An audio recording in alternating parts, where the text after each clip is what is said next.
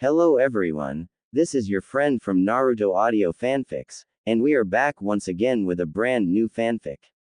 Which is what if Naruto Uzumaki faced the return of Minato Namikaze and Kushina Uzumaki, the Wrath of the Red Death, and a Broken Hidden Leaf Part 2.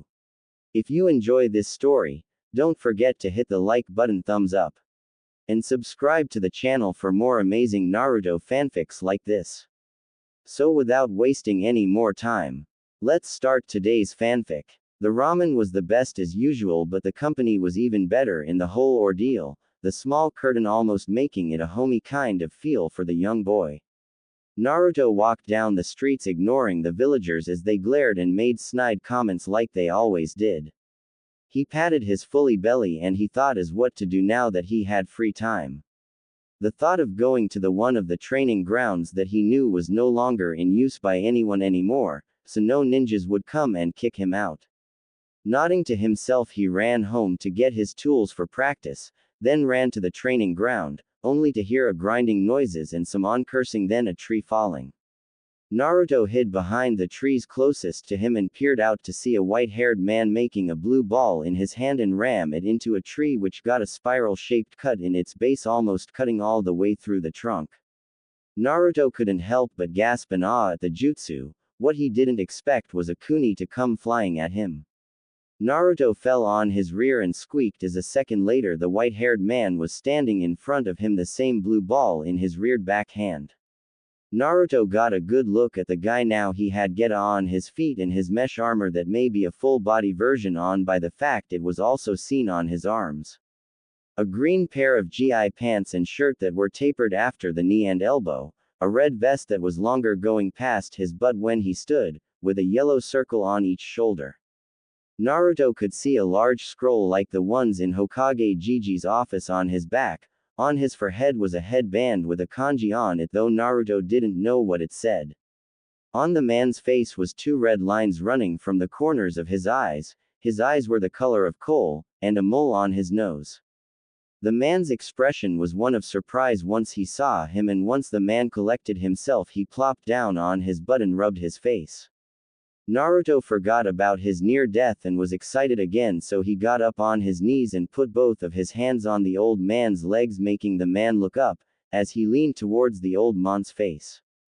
"You so have to teach me that awesome jutsu. It was powerful, and if I had that I can become Hokage and protect everyone, and then they will respect me and stop looking down on me, Dadbao," Naruto said loudly, getting closer to Jiraiya's face with a large smile on his face that was a perfect copy of Kushina's smile. Jiraiya blinked and then laughed at the ridicule situation he was in. He had come here to blow off some steam, and just this one act by this little boy did more to calm him than him pounding a tree into kindle. It seemed he has his mother's talent to ease tense situations with something so simple and unintentional. He grabbed the boy in a hug and held him for a few minutes, running his hand over the soft blonde spiky hair.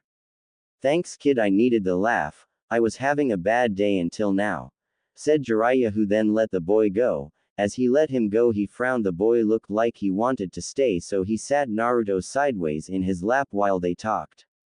Also, that verbal tick of Kushina's was just shown to be hereditary. Poor kid. "Sorry about scaring you like that, kiddo, but what are you doing out here?" Jiraiya asked, looking down at the boy who leaned into him. It was sad and scary that he wanted attention so much that a complete stranger was a welcome thing. Though once Minato and Kushina got back, he would have to have the stranger danger talk with the kid, and his parents needed to know of this so they could keep an eye on him. "I was coming out here to train. I'm in my first year of the academy. But I'm not that good yet," Naruto said, then leaned back a bit to enjoy the closeness and warmth.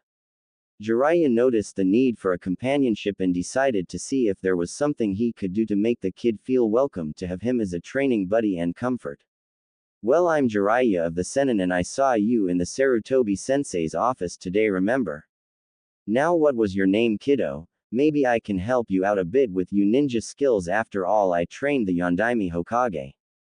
Jiraiya boosted, hoping that the kid would take the bait and allow him to hang out and get to know his grandson. Though the kid wouldn't be told that until Minato said it was okay, since Jiraiya wasn't sure if they had a plan or not. Jiraiya hoped the kid liked the Hokages enough to want his help. What? You taught the Yondaime Hokage. He's my hero, yelled the little ball of energy in his lap, almost breaking his nose with a hand flying up in his cheer, along with almost being kneed in the nuts when the boy turned around and kneeled in his lap. This kid could be a cuddle danger if this happened often, though it would all be worth it if the kid was this happy all the time. Oh, and my name is Uzumaki Naruto, the next Hokage of the village hidden in the leaves. I'll be the best one ever. Naruto said, jumping off Jiraiya's lap and hitting him in the nuts, this time making the man cringe and slightly fold over. It was only due to it being a lot lighter than most he has ever received that caused him not to crumble. Jiraiya smirked. He couldn't wait to tell Minato who the boy's hero was. Minato would laugh. Ah, I know that name. It's the very name of the hero in my book I wrote years ago. It's called Tales of a Gutsy Ninja. You want my copy to read? Jiraiya asked when the boy suddenly stopped and looked away. Jiraiya wasn't sure what to think of this. In just a few minutes of being around the kid, he knew this wasn't normal for Naruto, and it worried him. Hey kid, what's wrong? Don't you want to read a book with a character that has your name as a hero? Jiraiya asked, pulling the kid back into his lap, trying to get the kid to look at him. Naruto mumbled something, and when asked to repeat it louder, the kid sighed. I would love to read it, but I can't read, said Naruto sadly, looking away and laying his head on Jiraiya's chest. It's not that I don't want to, but no one ever showed me how to, and I didn't know you had to read and write until everyone in school was doing it. When I opened my books in class, one couldn't follow when the teacher read the books. The same word wouldn't match up with the same letters of the same word that the teacher must have said. I counted and underlined the word like the, since I heard it so much, but it never was the same symbols. I tried, really, I did, but when I looked at another kid's book, they had something completely different. I figured out later that the teachers did something to my books like everyone else that doesn't like me has done with other things. When I tried swapping out the books, I was sent to the headmaster and paddled for trying to steal. I'm not dumb like everyone else says I am, really, I'm not. But I'm not gonna let them get me down. I'll learn and surpass them in no time. Naruto ranted, getting frustrated and upset at the position he was in. Jiraiya's heart went out to the kid. He'd have to start fixing this now, and he knew just how he was gonna do it too. Naruto really did live up to his name of a ninja that never gives up. Hopefully Minato wouldn't be jealous for him stealing this learning experience from him. Tell you what, Naruto, your training for today will be me and you learning to read, and it will be the book I told you about. I'll go slowly and let you read a few lines and help you sound out words as we go along. I'll even explain the letters and sound and spelling rules, Jiraiya said, standing with Naruto in his arms and walking to a tree to sit under the shade. Once they were there, Jiraiya sat and positioned Naruto in a comfy spot in his lap, then pulled the book out of a seal in his vest. He started slowly letting Naruto see the words he read as he moved his figure under the word and sounding it out as he read it. When there was short sentence he would have Naruto try reading the same passage and helped out a bit, but mostly let Naruto try it on his own.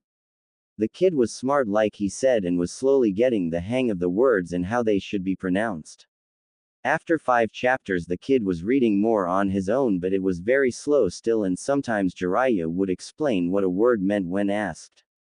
Naruto kept at it even when Jiraiya could see he was frustrated. Sometimes Jiraiya would try and take over, but Naruto would butt in and keep trying on his own.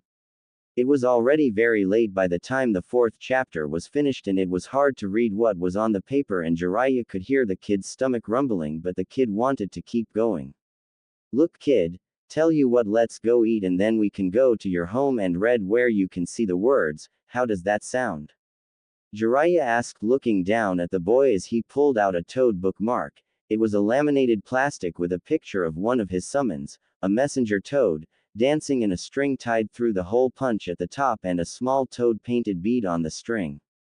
The boy snatched the bookmark out of his hand and looked at it with wide eyes, then stood up and pulled out a heavy-looking toad wallet. You like toads too? That's so cool. Where can I get a bookmark like this one? Are there more things like this with toads?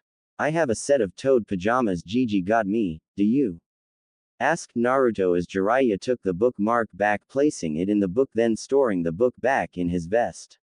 He laughed and informed the boy that his publisher had made it for him and told him about seeing if more could be made and that Naruto would receive a few when he got them.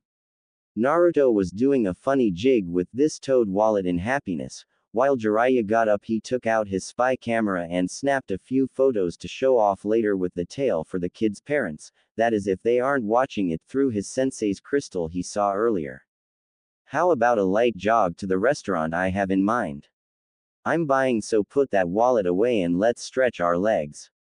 Jiraiya said with a smirk as he received a nod from the kid that complied, then followed the light pace. After a few moments, Jiraiya picked up his pace and continued this to see the kid's speed and endurance as he headed to the restaurant.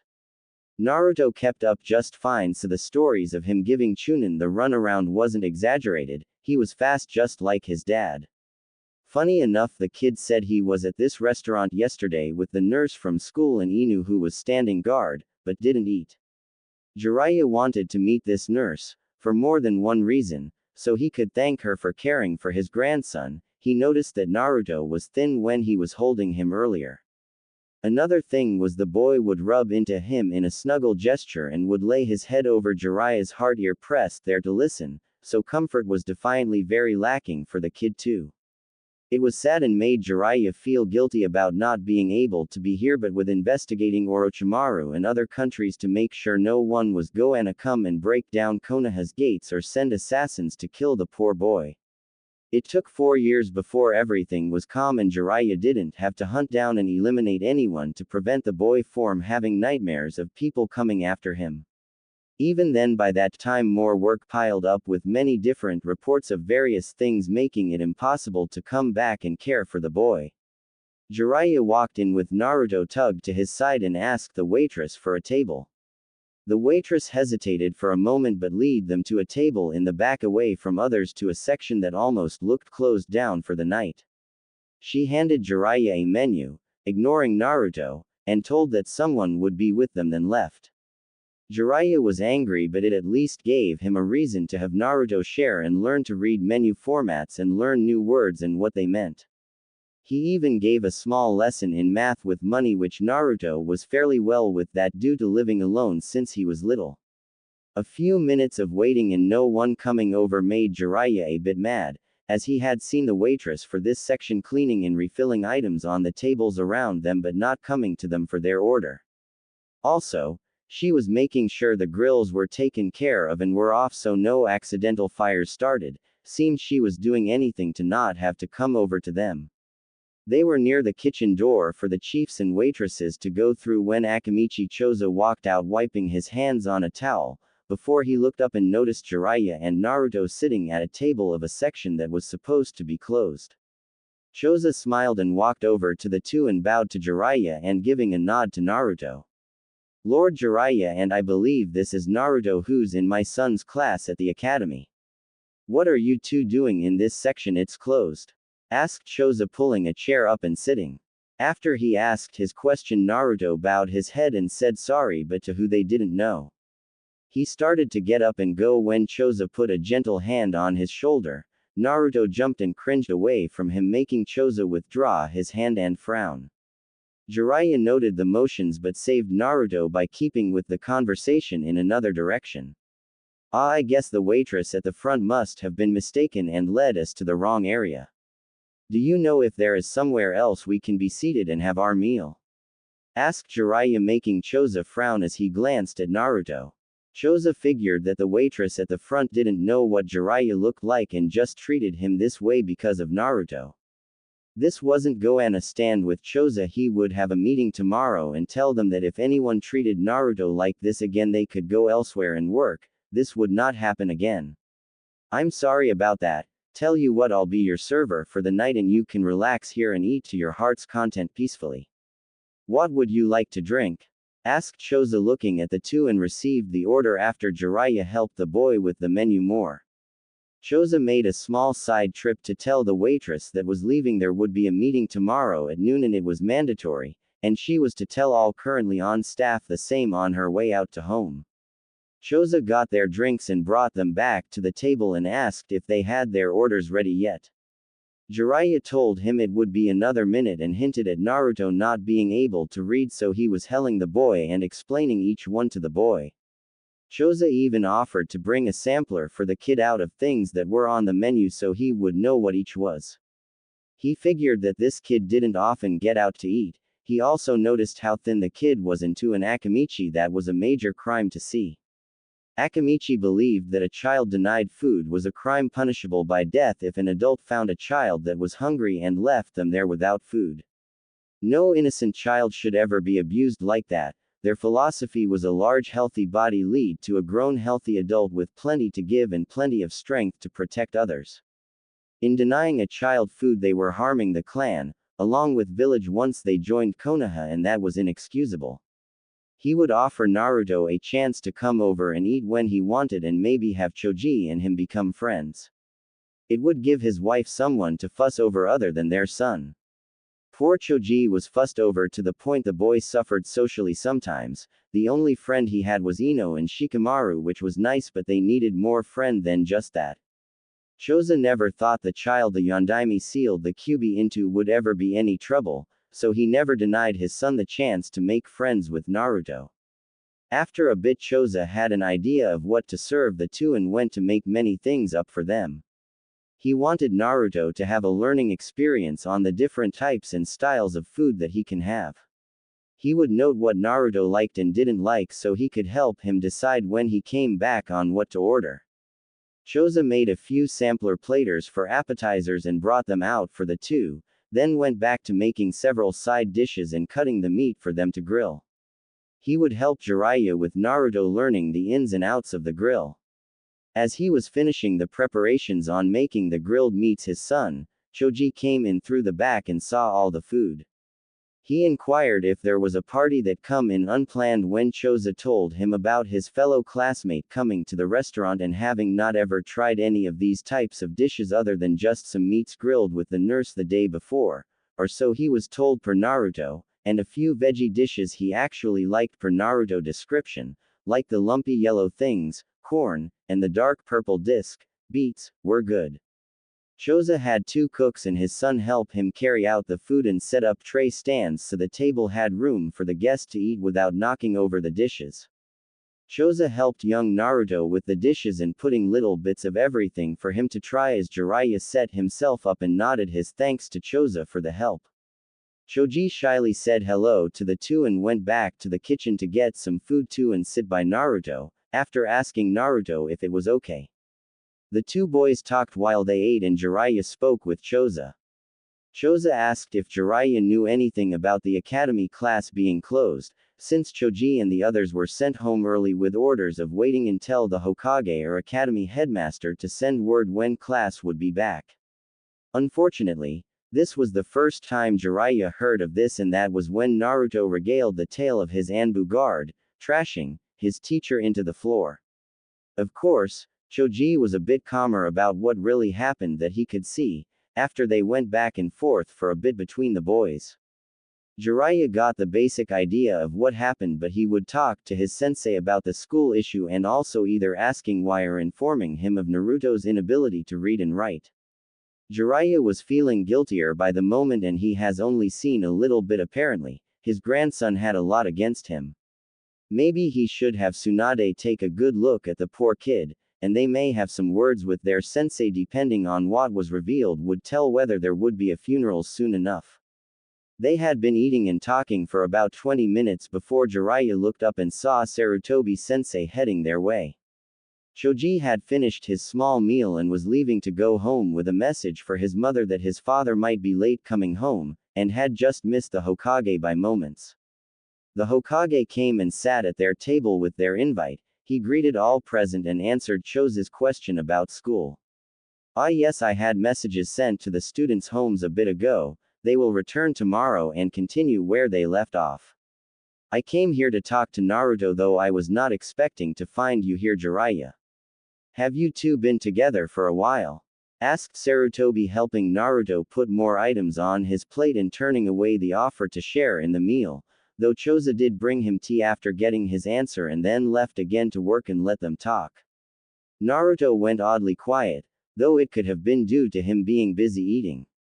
Jiraiya was kind of giving Hiruzen a bit of a stick eye, which was odd for his student to do. Hiruzen could see that Jiraiya wanted to speak, so he made an inviting gesture to bring up what Jiraiya had on his mind.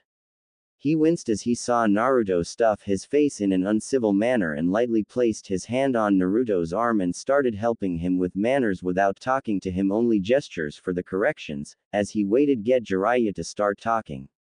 Sarutobi-sensei, I have to really wonder at the education system of the schools and orphanages here in the village. I ran into young Naruto-kun here while I was blowing off steam in an unused field and found our conversation enlightening. Did you know one of your first-year Ninja Academy students couldn't read? There was a clatter of silverware and dishes as Naruto nearly choked on his food. Sarutobi patted his back after making sure nothing was stuck in the child's throat. Jiraiya had a new cup of water for him when his cough slowed down. Naruto had tears in his eyes, though it could have been from the nearly choking he just did, or if it was because of it being pointed out about his inability to read. Naruto-kun, is this true? Can you not read? Asked Sarutobi, who felt like smacking himself upside the head for not checking after being shown those books and seeing how Naruto spelt his last name wrong. Naruto was staring at the table, his shoulders tense and hunched. Sarutobi was able to see him chew his lip, but he nodded his head after a few minutes. Naruto fought his tears of frustration but nodded in shame of not being able to read. He hadn't wanted to bother his Gigi since he had so much to do every day. He was the Hokage after all, so he had to take care of everyone in the village. Sarutobi sat back. He was sad and angry on multiple levels. First, he should have known, what with the books that were pulled out of his desk and all, it made him sad he didn't ask or take notice. Angry because he had paid for a tutor to teach him after he was found in his apartment. He should have known, but reports stated that the teacher went to the apartment for 3 hours a day Monday through Friday. If he wasn't able to read, then the other teacher may not have done what they were paid to do as well. He had a basic reading, writing, and history teacher and a basic math and geography teacher. They were paid for their time, and all Anbu reports said they went into the apartment for the allotted time. Just what were they doing during that time? Minato and Kushina will be even more mad now than before. It was late and Minato and Kushina will be with Tsunade still or asleep, so it could wait until tomorrow. Sarutobi made a gesture and an Anbu appeared beside him. Hiruzen brought out a piece of paper and pen, then wrote down orders quickly and dismissed the Anbu. Naruto was quiet but did look curious about what was going on. Naruto seemed to have calmed down and collected himself since he no longer looked closer to crying, though Sarutobi put his arm around his shoulder and drew him closer in a half hug. Naruto snuggled closer and would grab a bite or two every few moments while it was peaceful and enjoyed the comfort Hiruzen provided. I am sorry to say I had not asked Naruto, after we had found those books in your desk that had pages from the encryption division along with mistyped or large edited pieces of information in them. Even some which only showed the wrong way to do what everything they were teaching in class. Hiruzen turned Naruto's head to him with a soft garland hand under his chin, looking sadly into those worn-down baby blue eyes full of shame. Naruto, I must apologize to you for this and many other things you have had to put up with growing up.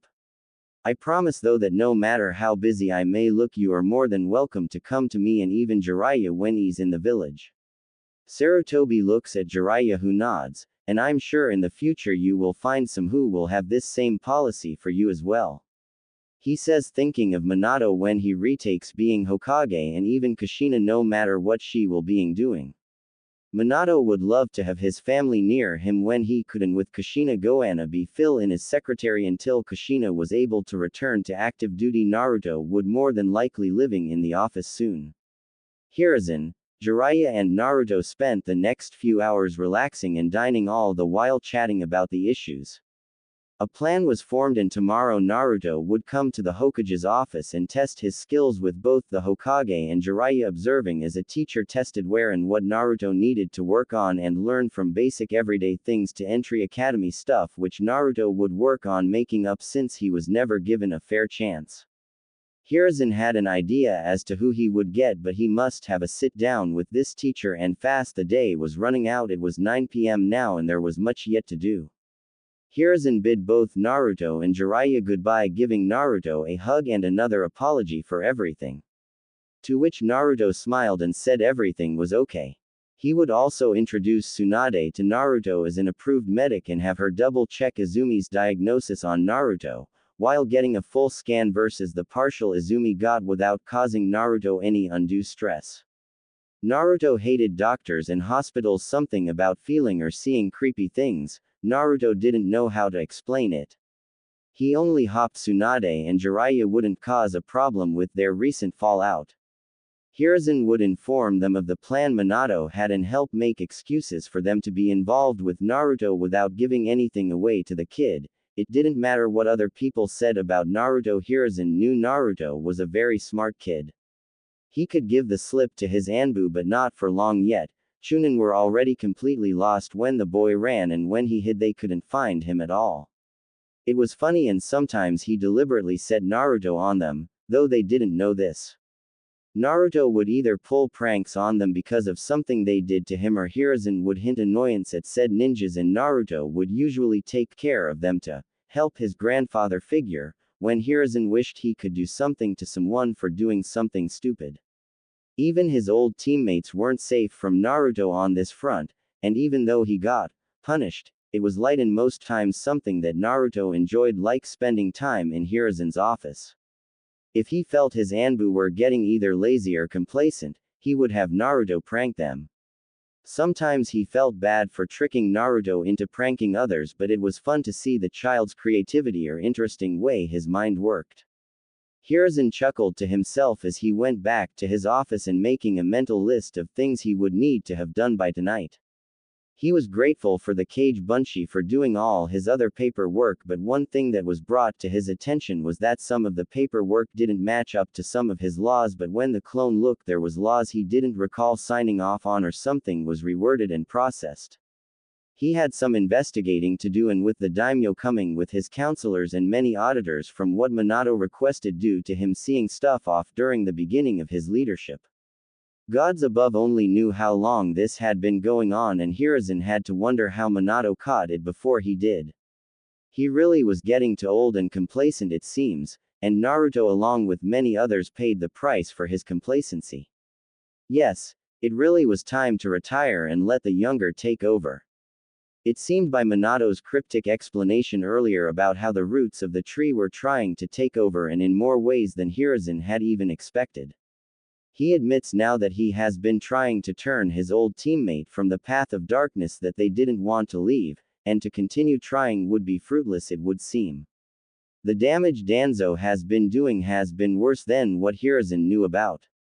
Minato had found evidence of root in many areas that have actually caused more problems than has helped. There was even evidence that it was gonna come and bite them back in the rear from more than one place. So much to do but so little time to do it all in. Back with Naruto and Jiraiya. It was maybe another half hour before Naruto was finally done eating and trying out all the samplers he could. Naruto was sitting laid back and rubbing his distended stomach looking very sleepy but happily so.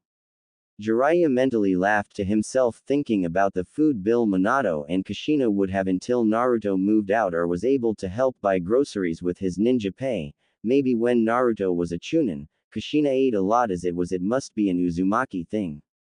Jiraiya went to the chief door and peered in calling for Choza who was sitting in his office making notes to be sent out to his other employees for tomorrow's meeting. Choza came out and gave him a smaller bill than what it should have been for the size meal they were given. Choza explained the samples were on him only one adult meal and one child's meal was charged to them and Choza would have it no other way. Jiraiya would pay the bill and leave a generous tip for Choza. He was told to leave the amount on the table and Choza would be out to clean up in a few minutes. Jiraiya went back to the table to find Naruto even more sleepy than when he last saw him. Naruto barely had his eyes open and was slowly falling into the seat cushion next to him. Jiraiya chuckled and pulled out his wallet and placed his money on the table, then put his wallet away again. He walked over to Naruto and kneeled to get to the young boy easier. Jiraiya put his one arm under Naruto's thighs and one under one arm and behind Naruto's back, then lifted. Naruto startled a bit but settled when Jiraiya got him laying against his shoulder and chest. Standing with the limp weight of a child was easy for Jiraiya compared to having to carry fellow adult ninja off the field. Jiraiya walked out of the restaurant and went to where he knew Naruto was living. After all, his sensei had slipped him a paper and key with Naruto's home address and the temporary living arrangement that was set up for Jiraiya. The trip was quiet. The few people out didn't quite know how to react with Naruto in his arms, so they stayed away from them, for now, which Jiraiya didn't mind at all. He went through the market area to a moderately well-kept housing area and found the street Naruto lived on. The apartment looked like it had seen better days. There was graffiti on walls. Outside was mild, but stepping into the main floor's entryway was another story. Holes in the walls and trash on the floor was everywhere. He could see the doors were not set right in the two apartments on this floor. One should have been the apartment manager's and one for any disabled, elderly renters so they would have easy access to their home. Looking at the mail boxes on the wall, he could see that there were 3 floors, this one and 2 more. Naruto lived on the top floor in apartment 3C. It had a balcony for him to enjoy per sensei's note. Jiraiya was to stay in 4C. The note also mentioned that Naruto had the whole building to himself since he moved and others had left. Hiruzen mentioned that he was paying the boy's rent at the moment, from the orphan found, and giving Naruto a strip for food, clothes and such. Hiruzen mentioned that the landlord needed to be investigated for fear that he was asking Naruto to pay more for damages done to the building that the council had agreed to pay for since it was unruly civilians, ninja, doing the damage. Once the daimyo came with his auditors and checking here and everywhere that Naruto went shopping or any money involved area. Jiraiya went up the 2 floors worth of stairs and arrived at the 3rd floor. This floor was a little better but not by much. The doors were in their frames correctly and the place had a few spots of fresh paint. Other than that, it wasn't very inviting to be there with the dim lights and hollow feel you got from just standing there in the hallway. More signs of the village's poor treatment of one who should be held as a hero, even as royalty, since Kushina was a princess and his grandmother was considered a princess by the villagers and other ninja. Jiraiya went to Naruto's door and could tell right away that it has been scrubbed multiple times to the point the paint was washed off in some spots. Jiraiya looked around the small apartment. Walking to what he presumed was the boy's room, he went to the small single bed and started laying Naruto down.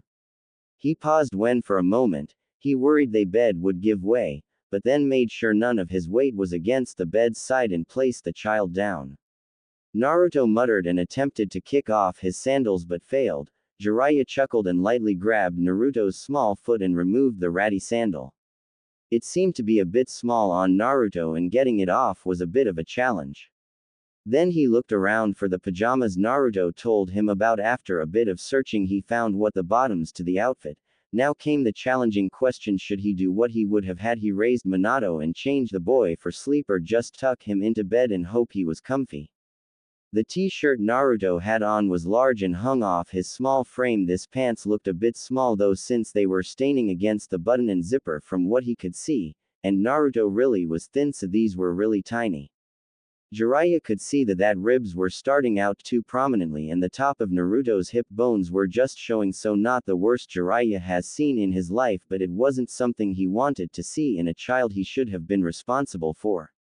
Jiraiya was new. He should have been here. He should have had someone take over the network years ago, been here for little Naruto, for his grandson. Jiraiya clenched his eyes and fist tightly in guilt. He would make everything he could up to both his son and grandson, even if it killed him. He would help Naruto and make sure Minato will have time for his son, even if that means taking time to fill in as the Hokage's second or advisor or whatever he could get the daimyo to agree to once he gets here. He would speak to Tsunade and make a deal with her as well. he wouldn't deny her time with the family, as she had done to him. He really needed to see her tomorrow, or maybe once he was sure how he would confront her without knocking her teeth in. He of course will make her see to Naruto, and soon maybe even tonight while the kid slept, but first he would hit a few clothes stores and some furniture stores and buy some things while the kid was asleep, but before that time to take inventory of what Naruto had and or needed. Jiraiya wouldn't let Naruto be unconfutable no matter how awkward the ordeal. He was family and Jiraiya will be there from now on.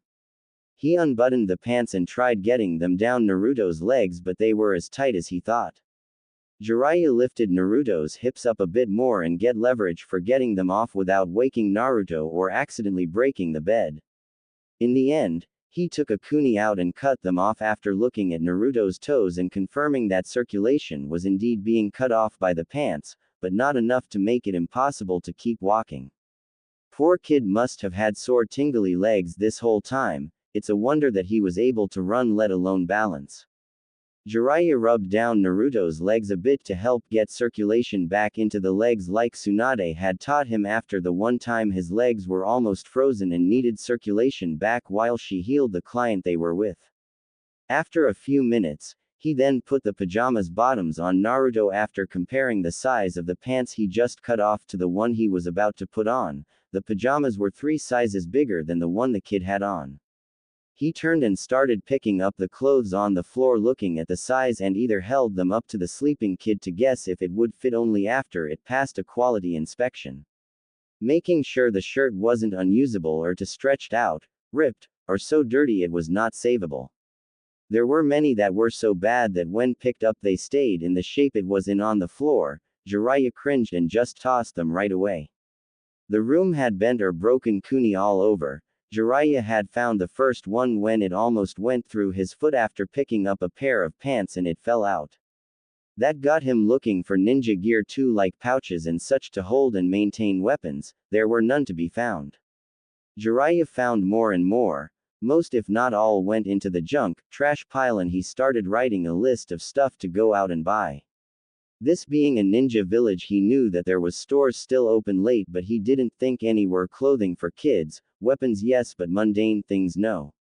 He would have to wake a store owner, which has happened before, where a ninja has come home and had to buy something for a child they either found while on a mission or a client that had needs before they left or could not wait until morning to get due to having to rush in order to ensure protection.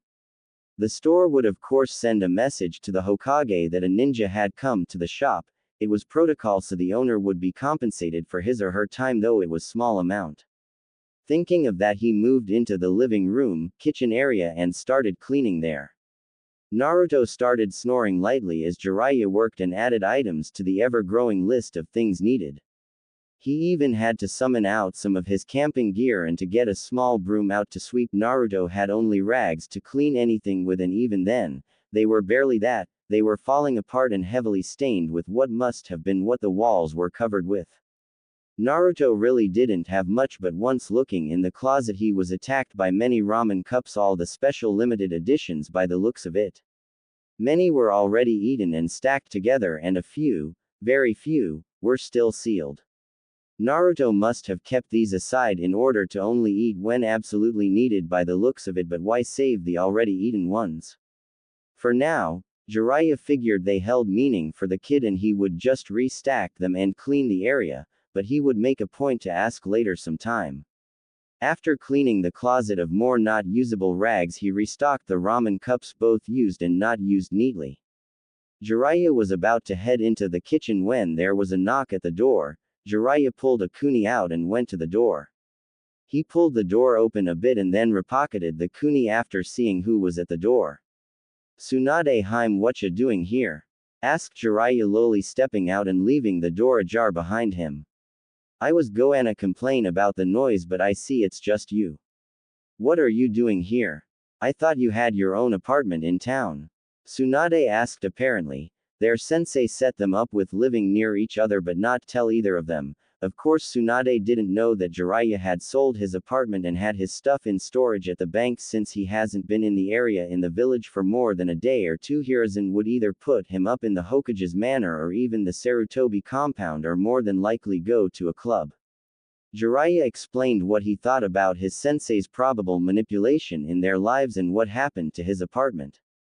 He then explained whose apartment he was in, and what he had found and was doing. By the end of his tale, Tsunade was looking down, fist clenched and shoulders shaking.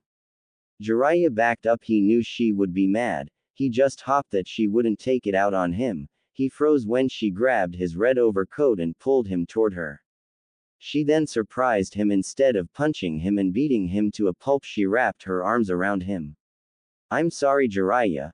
I'm sorry for denying you a chance of being a father. I'm sorry I lied to you and never allowed you to be involved with my son as he grew to the genin you met. I'm thankful you made our son the man he is today, and I'm happy that Sarutobi-sensei overruled me and made you his teacher. Because of you he became Hokage and a loving husband and father. Tsunade wasn't crying, but you could tell that she was sorry and angry, more than likely at the village right now for what he was just told. She looked up into Jiraiya's eyes, a look of shame and begging for forgiveness upon her face, but no tears, just a slight glistening in her eyes. I know I have a lot to make up for and much to share with you, but please don't kick me out of the family because I wronged you. Please, please, I will do anything to make it up to you and Minato. I want to be there for our son, our daughter-in-law, and for our grandson. Hearing everything you have just done for our grandson and what you are still doing even at this late hour, I know now you would have been a great father, and I really and truly am sorry. She stood in front of Jiraiya looking more than ready to do whatever it takes to make it up to him. He was tempted to tell her to give him a blowjob, but that just might ruin the moment, and he was pretty sure she would right there in the hallway. He stood there for a few moments wondering what he should do. Maybe for now a lady's idea on kid clothes and stuff would help. He would foot the bill though, because he knew she was broke. He would be making her fix that once things calmed down later and they could really sit and talk. I'll tell you what, I need to finish in here and then go shopping. You are better at kids stuff than me because of Shizune. You will check over Naruto's health as well before we go though, and I will get an Anbu or make a clone watch over Naruto while we go shopping. Then you are gonna go on a date with me, later when things settle a bit, to a restaurant with a private booth, and we will talk everything over dinner. Agreed? Asked Jiraiya, looking her right in the eyes with a serious look on his face. Tsunade hesitated but then agreed that was more reasonable than what it should have been in her opinion. Jiraiya opened the door and allowed her in. He then led her to the bedroom, warning her not to sit on the bed. She told him to pick Naruto up and then tested the bed herself and then ordered Jiraiya to carry Naruto to her apartment.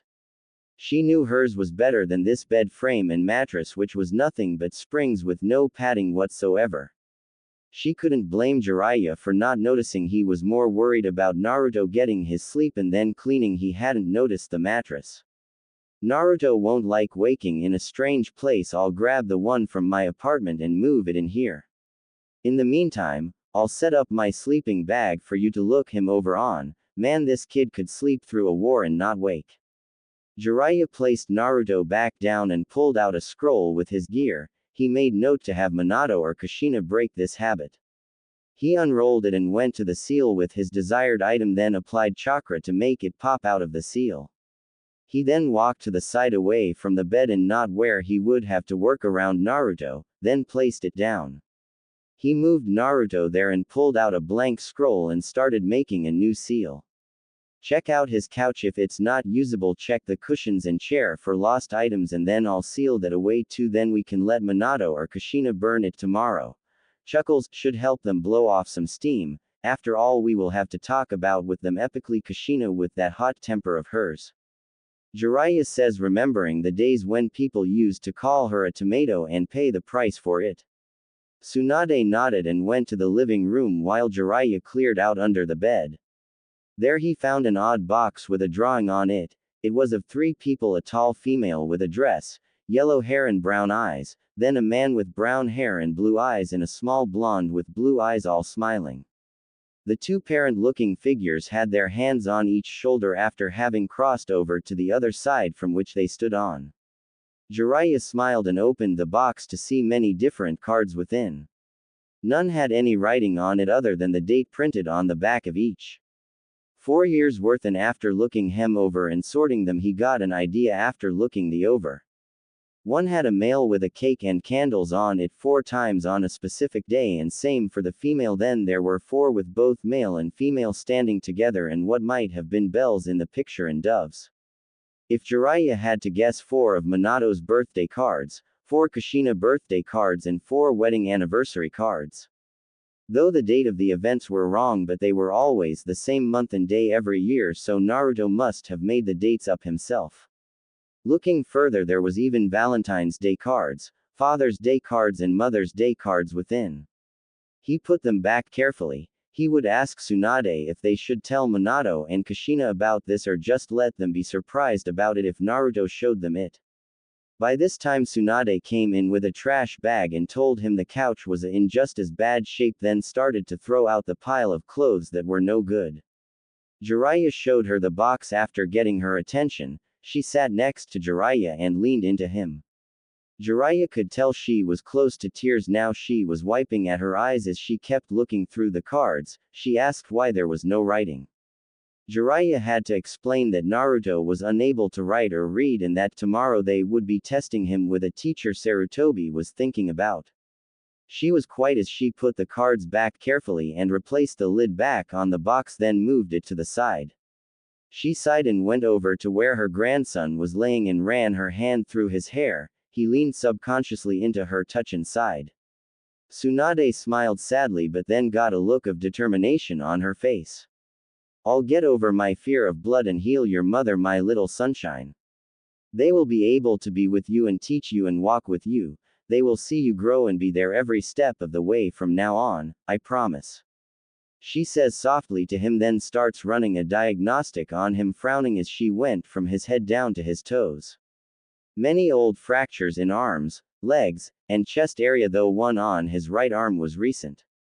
The legs didn't heal correctly and are affecting his balance along with the old breaks on his toes and ankles. They will have to be rebroken and realigned in order to get him better. I'm kind of surprised he runs around like he does. Tsunade said with a light chuckle. She has heard stories from a few people she asked on her way home earlier. Then continued her mental notes aloud but softly enough so not to wake Naruto. His ribs are okay, but I will make reinforce the old break damaged and healed it better. It appears as though they healed with no help from any medics. Typical boys rough housing and getting hurt but not going to a medic unless they are dragged there half dead. His head and spine are good but his weight is very poor, though I think the QB is helping with that. There are signs of the nutrients being efficiently moved to where it is needed. We should up his food intake for a bit and limit his physical activity to light workouts. We want weight but not loss of muscle tone. Then once he's near the weight he should be, we can reduce the amount of food a bit but return his workout to normal standard. She said as she lifted his shirt and started doing an organ read to ensure everything was working there. She frowned a bit. There seemed to be bruising from earlier today. She wondered why. She would need to speak to Sarutobi and see if he had any idea of anything having happened to Naruto. Most of it was healing fine. She just had to heal his kidney a bit to make Naruto more comfortable, since that was still the most bruised. She had just gotten done healing his kidney when Naruto jolted up, shocking her and almost hitting her head. Oh, sorry Nico, sunshine, did I wake you? She asked, trying not to startle the boy. Naruto just got up and went past her and out the door. She followed him and realized that he wasn't even fully awake enough to recognize she was there. She chuckled, and so did Jiraiya, who had just finished sealing the bed and couch and was watching Naruto as well. Jiraiya would stay until Naruto was back asleep just so he didn't freak out. The sound of flushing was heard and then Naruto opened the door again. Wash your hands, young man, said Tsunade, pointing to the door he just left. He obediently did as was told and went back to wash his hands, then came back out to go to where his bed used to be, then mumbled to himself and laid down on the hard floor, where his bed used to be, with no fuss or worries. At this both Jiraiya and Tsunade laughed full out this time. It was so funny for this to happen and the kid really didn't notice anything at all. Jiraiya finished laughing and shook his head, then went and moved Naruto back into the sleeping bag, with Tsunade's help, by opening the bag. Naruto huddled down in the warm bag and rolled over to his side. How about buying him a new bed tonight and all the other things he needs now instead of bringing the bed from another apartment? I hear he likes orange. We can buy things he likes and make his day tomorrow. I'll leave some cage bunchy behind to watch him so we can go. The clones will finish cleaning here too, said Jiraiya as he made the hand seal for cage bunchy and two appeared, and two started to clean and gather things. On his way out, Jiraiya left a non-duplicated scroll for the cage bunchy to use to store the broken kuni that they would turn in so they could be recycled later. They left and made sure to lock the door behind them. Naruto would be safe with the cage bunchy there, they would know if anything happened. They went into the shopping district and looked to see what stores were open and what store would soon open. It was just becoming daytime by the time they had spent cleaning and caring for their grandson's apartment. Hopefully they could get everything and be back before Naruto woke. They made a plan for Jiraiya or Tsunade to make a cage bunchy and send them with the furniture first, then go clothes shopping, and depending on the time they would either get Naruto and have breakfast, then get Ninja Academy gear, or get the gear and then have breakfast with Naruto. They found a store that had some items they could see that and they liked or thought that Naruto would like as well. They knocked on the door and waited while the store owner got up and opened the door. The owner, in pajama bottoms and a pale blue bathrobe, was in his 40s and starting to get grays in his brown hair. He had tired eyes until he saw who had knocked on his door at 6:15 a.m. in the morning. Lady Tsunade, Lord Jiraiya, how may this lowly store owner help you today? He said while bowing to them. We are in need of buying a poor child that has nothing, some furniture and some bedding that you have here. We are in a bit of a rush and need to get it set up so the poor child can rest and awake to a wonderful surprise, said Tsunade with Jiraiya nodding. The owner lead them in, flicking the lights on and shutting the door behind them. He nodded and motioned for them to follow him to the children's section in the store. We have a brand new set that came in yesterday, only just set up for display last night after closing. You may be interested in. Is the child thinking of becoming a ninja by chance? If so, then he or she may like this set, said the owner, stopping at a bed set that was displayed. There was a fluffy square rug on the floor, a russet red-orange color put on an angle to look like a diamond. The bed frame, one bookshelf, 3 shelves, 1 nightstand and 1 dresser were a golden oak wood with a clear natural varnish, light-colored wood. On the ends of the shelves was the konoha leaf burnt into the wood ends, each a different length, with photo frames of silver set on for display along with other knickknacks. The bookcase had 2 bookends, both different from each other. One looked like a flame, another was a kuni. On the bottom half, there were slots for scrolls to set and organize them into categories, with space to place labels. The nightstand beside the bed had a lamp connected to an organizer that had slots for putting 2 leg pouches and on fanny pack in, along with place for a folded headband. Leaning up for display was a blank fake one.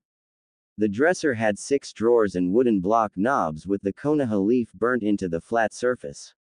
It had a will of fire, flame piggy bank on it on the back right, an oval white cloth on the center and a tray for items on top of that.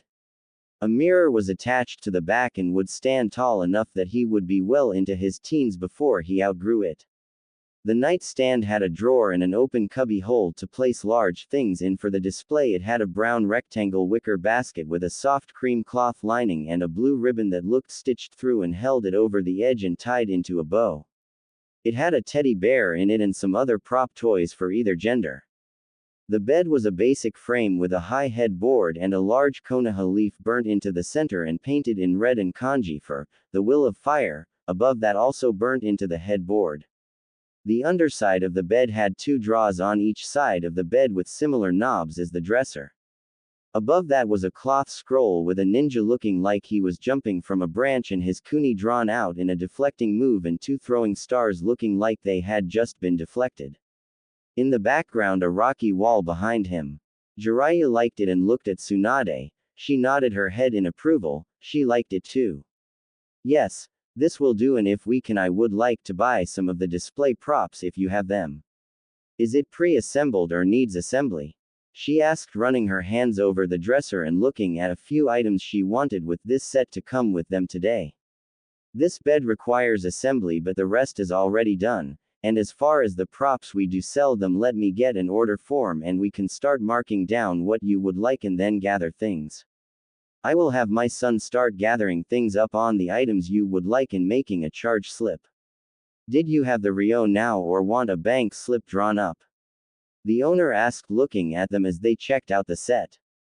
He went over to the nearest sales desk and grabbed an order form and bank slip along with 2 clipboards, one for each, and went to each piece of furniture, getting the UPN off the tags and then letting them point out different items they saw in the display they wanted and getting the UPN codes for them as well. Bank slip please, and if you could let my cage bunchy start assembling the bed so it can be sealed up and ready to be up in the room for the kid, that would be great. Now mattresses. I believe this is a twin bed. I would like one of your softest beds. What do you recommend? Asked Jiraiya, looking at the owner as Tsunade held up one of the bookends for the needed information of the item, then moving to the other.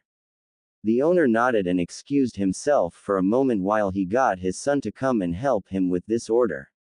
Jiraiya made a cage bunchy so that he could send it with the son once owner and son came back. He handed the clone another scroll to seal stuff in. Seals already done, just needed items. There were at least 20 seals for large objects in it now. The owner and son came back. The son was a teen, around 17 or 18 years old, and didn't look happy about being awoken so early in the morning, no matter who it was. Jiraiya sent the clone with the son, who was instructed by the father which set and where it was located in the back. The boy nodded and took the keys his father held out, then walked off, not even bothering looking back to see if the clone was following, which he was. Sorry about that, he has been doing extra studies in order to take over the business and was up late studying for a test. I found him asleep on his desk. The owner stated with pride. It's okay, normally teens don't like being woken early anyway, so it's to be expected. Said Tsunade with a chuckle, thinking of her apprentice. Okay, let's go over the mattresses and bedding, then have them taken to the back and set the bed up so the child you are helping can enjoy it at once. Said the owner, clapping his hands together and picking the paperwork back up. He then held out the bank slip clipboard and waited for one of them to take it. Jiraiya stepped forward and took the clipboard. Jiraiya started filling out the paperwork as Tsunade helped the owner get last of the UPN codes for the items they were to get from the display. By the time he finished, they finished as well. They walked to one side with many mattresses and went to the twin bed size and waited for the owner to show them which one he recommended. This one here is a full memory foam bed. It is soft but supportive. Great after a long day training or doing missions. We also have pillows that are gel memory foam and go great with this. What do you think? Asked the owner, letting them touch the bed through the protective cover. He leaned it against the wall and went to grab the mentioned pillows, too, and let them see them as well. Yes, this will do great. I might even get a set for myself later, and of course at a normal business time. Now bedding, and I would like to look at other items you have for a bedroom in case there was something we think would go nicely for the child. Tsunade said after getting Jiraiya's approvals as well. The owner nodded and left the items together against the wall to be picked up on the way back after getting the bedding. They went down a bit to the corner with many beddings being displayed. They went right over to the orange colors and looked around. They found one sloyd orange with black trimming in the shape of flames at the footing, think Minato's cloak in bedding form. They found one and all the sheets and 2 pillowcases that went with it. They went and grabbed a heavier blanket since fall was around the corner and it would be getting cooler soon. They made their way to where more bedroom decor was and only found a toad lamp shade to replace the lamp shade for the nightstand organizer. And a cork board of 15 by 18 inches one, so Naruto would have something to put notes and drawings. Other than that, nothing else stuck out. They place all the items in the center of the seal and sealed them up to the could go after making sure they all matched the UPN codes they were looking for. They went back to where the son and Jiraiya clone was grabbing the bedding and other items. Jiraiya grabbed the bed, insisting it was a gentleman thing to do, and would hear nothing more from Tsunade when she started to fuss saying she could get the pillows. They took them to the back room and say the frame was done and the clone was just finishing sealing the other furniture. They quickly put the bed on the frame and Tsunade started making the bed up, placing the heavier blanket folded up at the end of the bed. While Jiraiya finished the paperwork for the payment and the owner totaled up the full cost. The clone stood to the side knowing he would be taking the items to Naruto's apartment and unsealing them. Once Tsunade was done, the clone sealed the bed into its own seal, then tucked it away waiting for the okay to go. Okay, here is your total, Lord Jiraiya. I added a discount since you are helping a poor child in need, said the owner, showing the amount for Jiraiya. Jiraiya looked over the form and then lowered it to look at the owner. This is either quite the discount or something is missing from your calculations. Like all the decoration items worth to be exact, is there a reason why? Asked Jiraiya, looking at the now kind of shy owner. The owner had a small smile on his face but shook his head. No, that stuff is all on me and I'll tell you why. Earlier this evening you walked by while holding a special blonde-haired boy, did you not? Jiraiya eyed him oddly but nodded. Well, if I had to guess, then this stuff is all for that child, Naruto. I owe him for helping me about 2 months ago. You see, one day I had a chunin in my shop and he was demanding stuff for free, and then he hit my wife when she told him that we couldn't do that. Things were starting to get out of hand when all of a sudden, the sound of firecrackers going off, and then the chunin started yelling and dancing around. It was then I saw Naruto behind the chunin laughing, and then an Anbu came running in, grabbed Naruto only to stop and ask what was going on in here. Said the owner, smiling at the memory, then continued the story. From what it came down to in the end was Naruto had done a prank earlier and the Anbu was looking for him and found him when the firecrackers went off. We told the Anbu what happened and he put Naruto down, then grabbed the chunin, arresting him and apologizing to us for the chunin's actions and that the Hokage will be in touch with us. Naruto had run off already when I turned to thank the kids, so I'll consider this my thanks, though I can't give everything away. He said proudly at the end of his story, very sure his guess was correct. Jiraiya smiled and shook his head. Tsunade had heard the story as well and was smiling as well. You sure you're not a ninja yourself? Yes, this is for him. We saw how bad his old stuff was and wanted to make the kid's life better since he has very little. Thank you for being kind to the poor kid. Jiraiya laughed with the owner, knowing for a fact the owner wasn't a ninja, having known him for years now, just very perceptive, makes a good salesperson, being able to figure out the customer with just a glance. There are a few other store owners near here that owe that boy and feel the same as me, but I should let you know we haven't been open about allowing him into the council. They have been campaigning against any store that tries to help the kid. The only one that hasn't fallen by their hand yet is the Hokage going to that shop a lot, and that one is Ichiraku Ramen. The owner leaned in nervously and started speaking fast in fear. He kept looking around like there might be someone listening in. Jiraiya did a quick sensor check and found no one other than those here.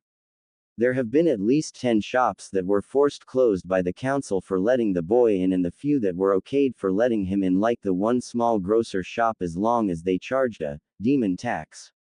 The few who tried not charging it were one of the few forced closed not long after.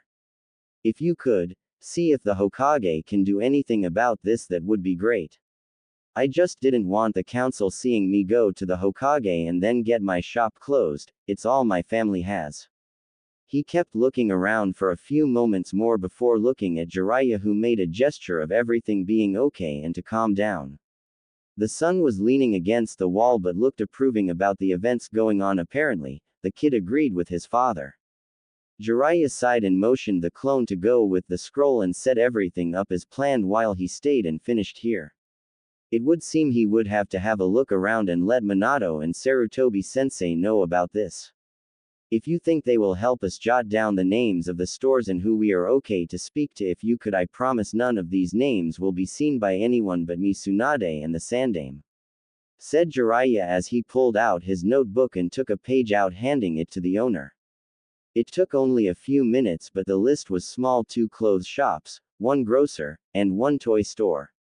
They were in the same block as this shop, so it wouldn't be much to get to them, but the only one they were going to before heading back to Naruto's apartment was one of the clothiers. The only one that had a kids section for ninjas, along with academy gear, was 5 stores down and on the opposite side and should be open right now. That was where they would be heading next. They thanked the owner and his son for their help and went on their way. They left through the front door and the owner bowed to them as they left and locked the door behind, then turned off the lights.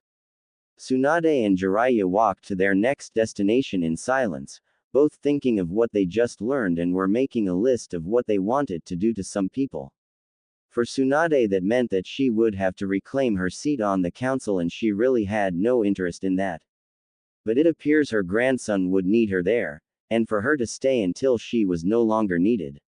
Honestly, Minato and Naruto were the only reason she didn't leave once the meeting was done.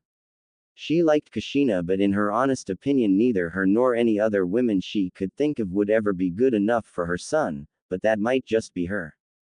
Though she did want to thank her for the adorable grandson with chubby little cheeks she just wanted to pinch. Oh, he'll be a heartthrob when he gets older. She isn't afraid to admit that on more than one occasion she drove off fangirls from the hospital and sometime from stalking her son. Though all anyone thought was that she was there because her teammate was the one who was training him, but really even when Minato was in the orphanage and academy she would make sure she and only she was his doctor. Even now she wanted to kick Jiro out and take over treatment for Minato, but at first, she was a bit disoriented after the confrontation and revelation of the day. If it wasn't for Jiraiya making noise next door and showing her Naruto, she would have gone to Minato and taken over the medical room set up for Minato and his wife. She would have to share her time between her 2 precious baby boys. Yes, Minato will always be her baby no matter what, and now that she didn't have to hide it, she was gonna spoil him and Naruto rotten, though she would have to share with Jiraiya. This next thing they were about to do would be something she always wanted to do for Minato, though couldn't due to hiding his heritage. She wasn't sure if she wanted to tell the whole village she still believed being a known senju was gonna have the rest of her family killed off. One way or another in her family was either Kia or mysteriously died in either a freak accident or mysterious illness, and how Minato supposedly died was the only noted one to be a normal circumstance. It was one of the reasons she stayed on the move for so long. Something or someone was targeting her family and killing them off one by one. Thoughts like this would have to wait for now. The store they wanted was just opening its door, which was nice since they didn't have to wake anyone. It was now 7:28 a.m., meaning they had been in the furniture store for only a bit over an hour, which was nice. They went into the store just as a man unlocked the door and returned to the counter. He had yet to look up and see who entered, though the bell rang. Welcome to Hidden Shadows. We have everything for your shinobi needs, whether it's academy to cage needs. How can I help you today? Asked the worker, still not looking, as he grabbed a box of shirts and started folding them and sorting them by size. We were told to speak to Asato Daichi, the owner of this establishment. Is he in? Asked Jiraiya, coming to the counter and looking at the worker. Tsunade was already heading to the kids section of the store since their time was short and they wanted to see Naruto's face when they got back. The worker stopped and looked up, and then froze when he saw who was in the store. My apologies, Lord Jiraiya, I had not realized you were back in the village. He glanced at the other person in the building and panicked. Lady Tsunade, you're here as well. He rushed around the counter and bowed deeply and apologized another 3 times. I am the one you are looking for, Sato Daichi, the owner of this establishment. How can I be of service? He asked, still bowing, waiting for their orders. Jiraiya just shook his head and pulled out the receipt from the store they had just left. The last place we left suggested you, said something about you and a special blonde-haired, whiskered boy that we are shopping for.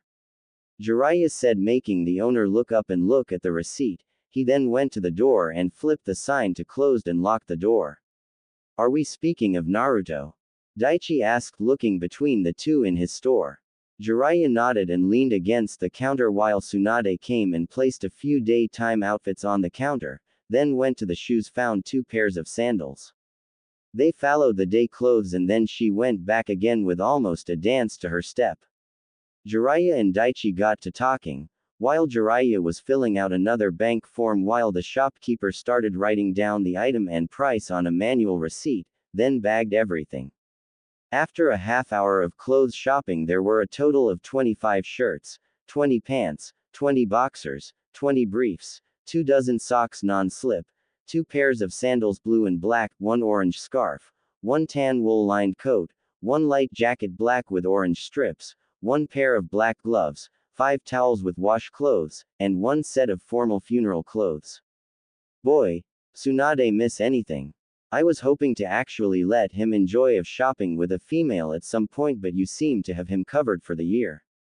Jiraiya said, hinting at leaving some for Kushina so she could have some time with Naruto, maybe even drag Minato along for the family bonding.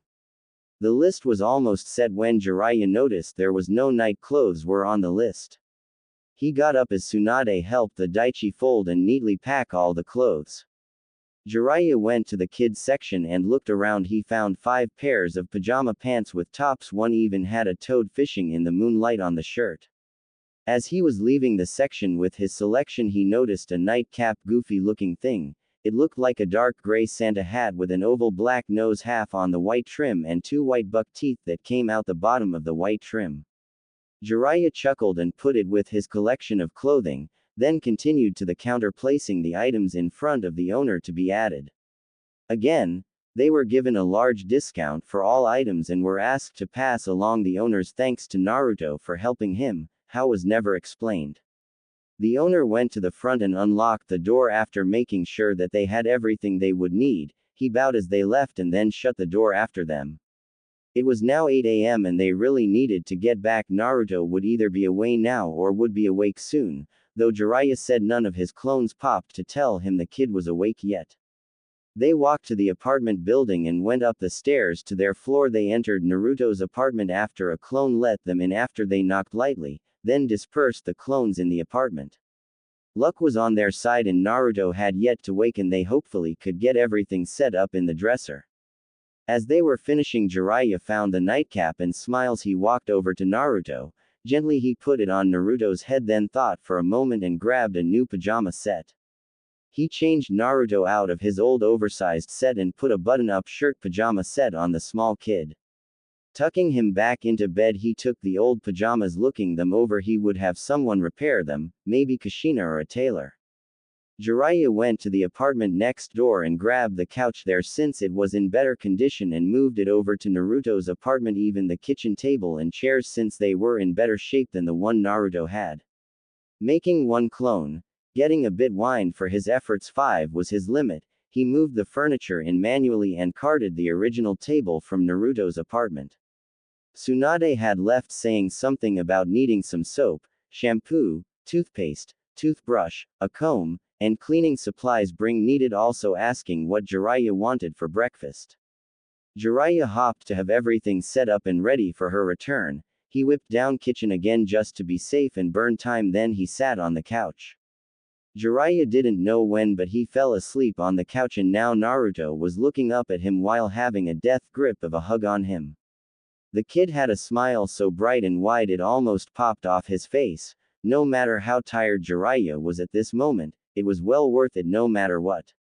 Hey kiddo, you sleep well? Jiraiya said, patting the nightcap as Naruto buried his head in his side again as he nodded.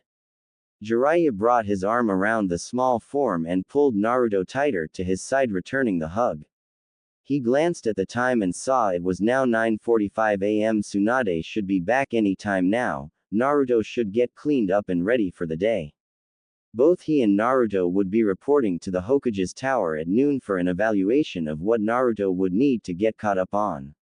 As if on cue, Tsunade came into the apartment with a couple of cloth bags filled to the brim and walked hurriedly to the kitchen table and put them down. She pulled out 2 dozen eggs and a gallon of milk along with some more food. Apparently, they were go with a banquet breakfast.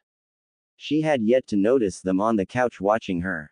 4 iron skillet pans came out and were placed on the stove. She turned the knobs and waited, but nothing happened. She started messing with the oven for a few minutes and started to mumble angrily to herself. Naruto watched her wearily since the moment she stepped into the apartment, then saw her getting upset with his stove. He got up and went behind her, then grabbed the bottom of her shirt, near her butt, making her jump.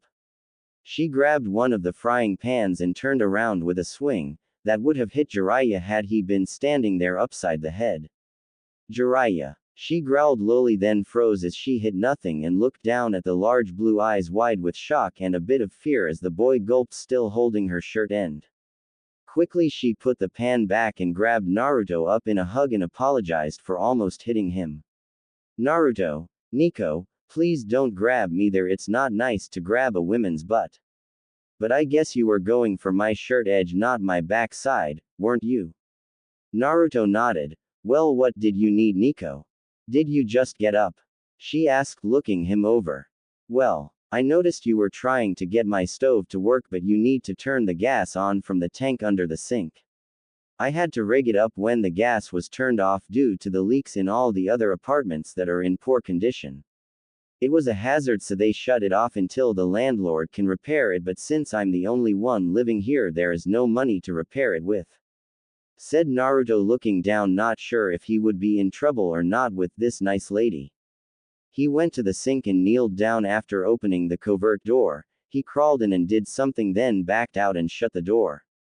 A moment later, the smell of propane gas could be smelt. Naruto opened another drawer and pulled out matches, then came over with them, taking one out of the box.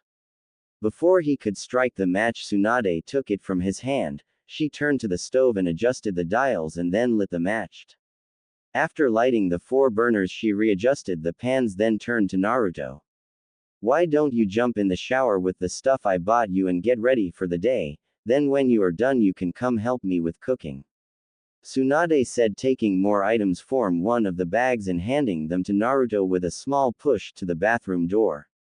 Naruto nodded, looking at the items he was handed: a pack of 8 boxed soap bars, herbal shampoo, thankfully no fluorescent, a new toothbrush, toothpaste, and a hairbrush with a wooden handle. He smiled and nodded his head and ran to the bathroom. He came out moments later and ran for his room. Wait, where's my clothes? Naruto yelled out. Jiraiya got up and went to the bedroom. A few mumbles and drawers being opened and shut were heard before more running, and a blonde head darted out and back into the bathroom. Jiraiya followed to help the kid for another few moments. He wanted to check the water since the gas was turned off. He wondered about hot water. Tsunade chuckled watching the two, but then her face turned sad as the thought hit her. Jiraiya really would have made a great father. Just watching him with Naruto proved that. She started making the batter for pancakes after she had just set the bacon in to cook. She continued working until she heard the bathroom door shut, and then moments later large arms wrapped tightly around her waist and Jiraiya's head came over his shoulder. She debated whether she should hit him or not. At first, she tensed, but then slowly loosened up as she worked and he did nothing more. He spoke after a bit when she switched out the bacon. She would have to work on looking before hitting, might as well start now. We're gonna have to go to a public bath house for a while. That water was cold until he turned on another propane tank and I lit it with the campfire jutsu. Not only that, but the water smelled off. I took a sample of it and I need you to test it. You didn't use any for the food, did you? He asked. Now she knew why he hugged her. He was mad and knew he couldn't do anything yet about anything. No, I used milk for the batter and scrambled eggs instead of water. I'll run the test after we eat and get back to you when I know what's going on. You're gonna be with sensei for a bit, right? She asked. Plated more eggs, then flipped another pancake, then took the vial from Jiraiya, tucking it away. Jiraiya nodded, then backed up and went through the bags. He pulled out a bag of raspberries and ripped small holes in the bottom of the bag. He then pulled a canteen from a seal on his belt and walked to the sink and washed the fruit. They worked in silence for a while before Naruto came out from the bathroom rubbing a towel through his hair.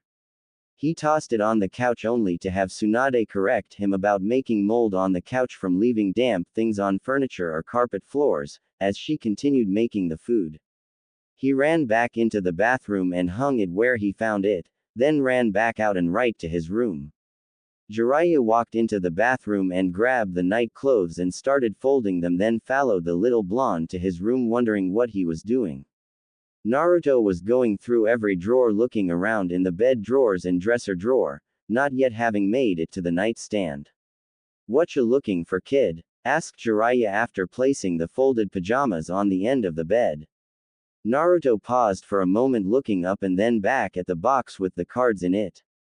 "My toad wallet, I can't find it," he said looking a bit sad. Jiraiya patted Naruto's head and went to the nightstand. His clone figured that this would be the best spot for the wallet since it was easy to get to. He opened the drawer and pulled out the wallet, tossing it to Naruto, who caught it with a smile. He got up and grabbed Jiraiya's large hand with his small one and tried to drag the man out of the room with him. Jiraiya let himself be pulled along and ended up in the kitchen watching Tsunade put the last of the plates on the table. Naruto moved Jiraiya so he stood beside Tsunade before coming to stand in front of them. Naruto bowed his head and held his fat toad out towards them. "Thank you so much, Datbeo. I love the new things you bought me, but this is all I have. Please take it and I'll work on getting you more or doing extra work for you or something," said Naruto, holding the wallet higher and lowering his head, almost falling over due to poor balance. Jiraiya and Tsunade looked at each other and nodded. They had spoken about this, thinking that this might happen when he got up, and came to an agreement on how to handle it as they went out to shop for him. They both walked up and kneeled by him, getting him out of his bow and making it a three-way hug. At first Naruto didn't know how to react, but then he brought his arms around their sides to their backs and returned the hug. He would bury his head in one of their sides to the other one's side every few minutes. Jiraiya and Tsunade backed up but still kept an arm around his back as they balanced on the balls of their feet. "Naruto, the only thing we ask is for you to keep your apartment clean and care for yourself and your things. We have heard about you from our sensei, the Sandaime Hokage, and you know he can't give you all he wishes he could give you. So, we decided to step in after seeing what was going on. You do know why the Sandaime can't give you extra attention, correct?" asked Jiraiya, looking into Naruto's eyes, and waited for Naruto to answer. "He never said why, but if I had to guess, it's because if someone thought that I was of value to him, they could take me or hurt me to hurt him, right?" said Naruto, looking at Jiraiya then looking down. He knew that no matter what, the old man he considered a grandfather figure couldn't ever really take him in, but at least he can have a friend of sorts in the old man. The old man had his own family, and Gigi considered the village as a whole as family as well, so he could just spend his time on one kid and ignore the others. It would be like in the orphanage all over again.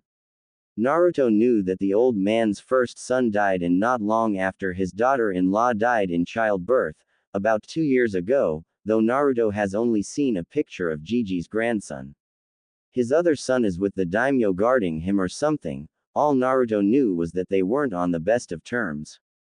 Jiraiya nodded to himself. The kid really was perceptive, but he wondered why no one but maybe Hiruzen knew about this trait. In some of the letters he had received in reports of the boy, there were so small hints that Naruto was smart and perceptive. But nothing outright said about it, mostly about Naruto's well-planned and thought-out pranks. Naruto just didn't know politics yet, so he was missing a bit of the why, but that explanation would work for now. "Well, kid, you're right about that, but it's a bit more complicated," Naruto was about to ask, but Jiraiya put a finger to Naruto's lips. "I can't explain it now, but sometime soon hopefully you will be told the full political point of view." Naruto looked a bit angry but nodded. He was used to people avoiding stuff with him, but at least this guy was being honest with him, so that was a point for him. Jiraiya and Tsunade hugged Naruto again and he returned the hug happily. They stayed like that for a bit before Tsunade pulled back. She patted Naruto's head while Jiraiya let go and stood up. They then made their way to the table and started eating breakfast while discussing what the plans were gonna be for the day. Naruto was to go to the Hokage Tower at noon and take a test to see where he would need to caught up. Jiraiya would stay for a bit but had errands to do, and so did Tsunade for the hospital. Both would be busy for a while after even Naruto would be done with his testing. They would make arrangements for one of the Anbu to train Naruto a bit in throwing, and the katas for the academy, preferably either bear or inu, would be suggested. Speaking of Inu, they needed him to come out to Naruto without his Anbu uniform sometime soon. Minato wanted to have Naruto familiar with Kakashi and hopefully either consider Kakashi as either a brother or uncle. Maybe even have Might Guy come and work with Naruto a bit since Kakashi and him were friends of sorts, even though Kakashi wouldn't admit it out loud yet.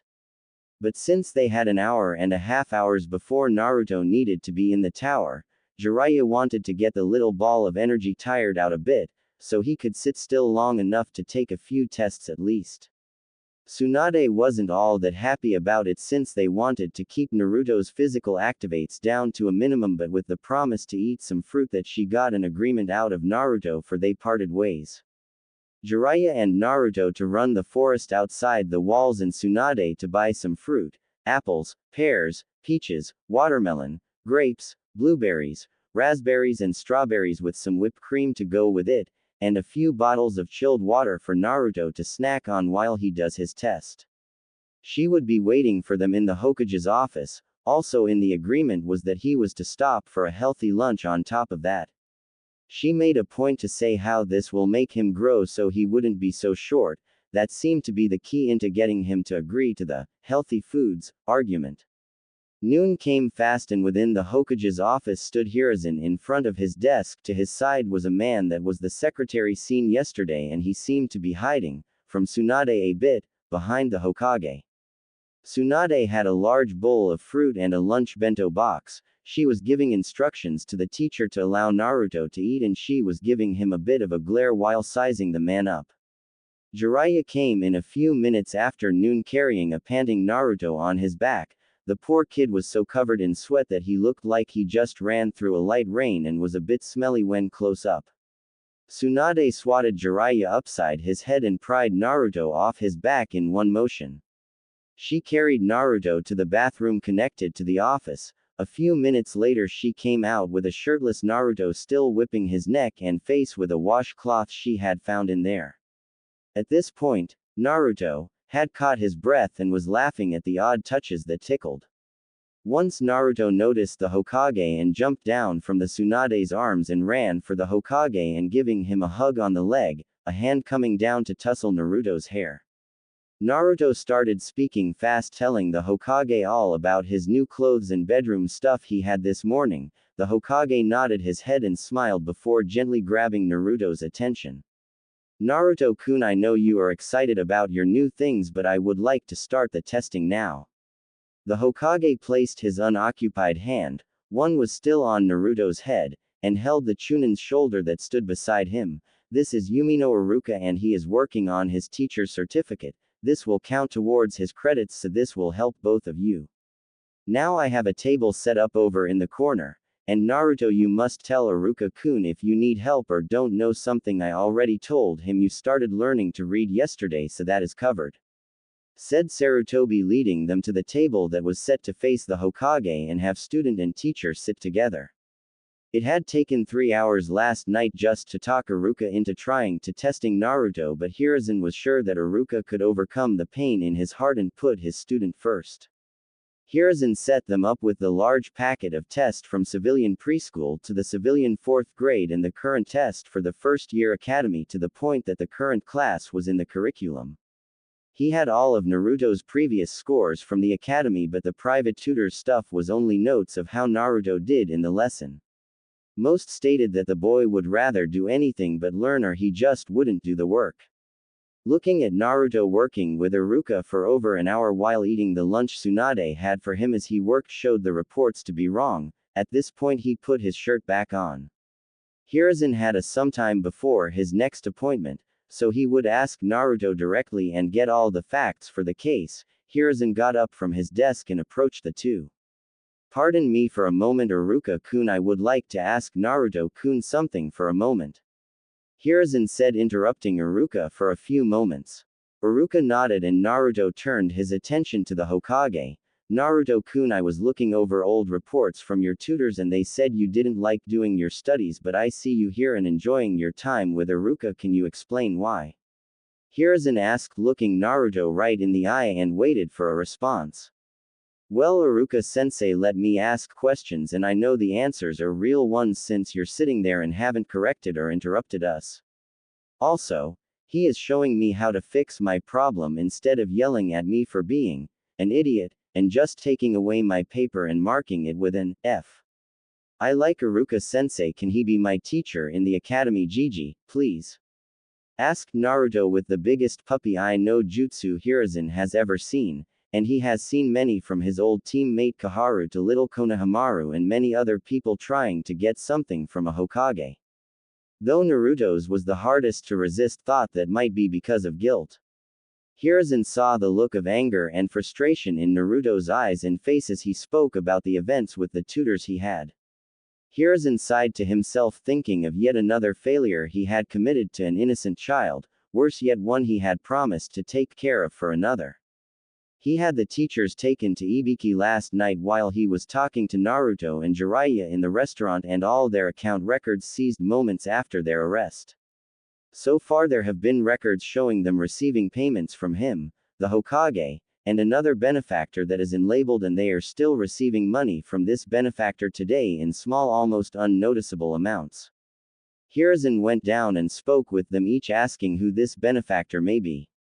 They claimed it was a trade market money they were receiving, but none of the files on approved market traders matched the one that was coming into their banks.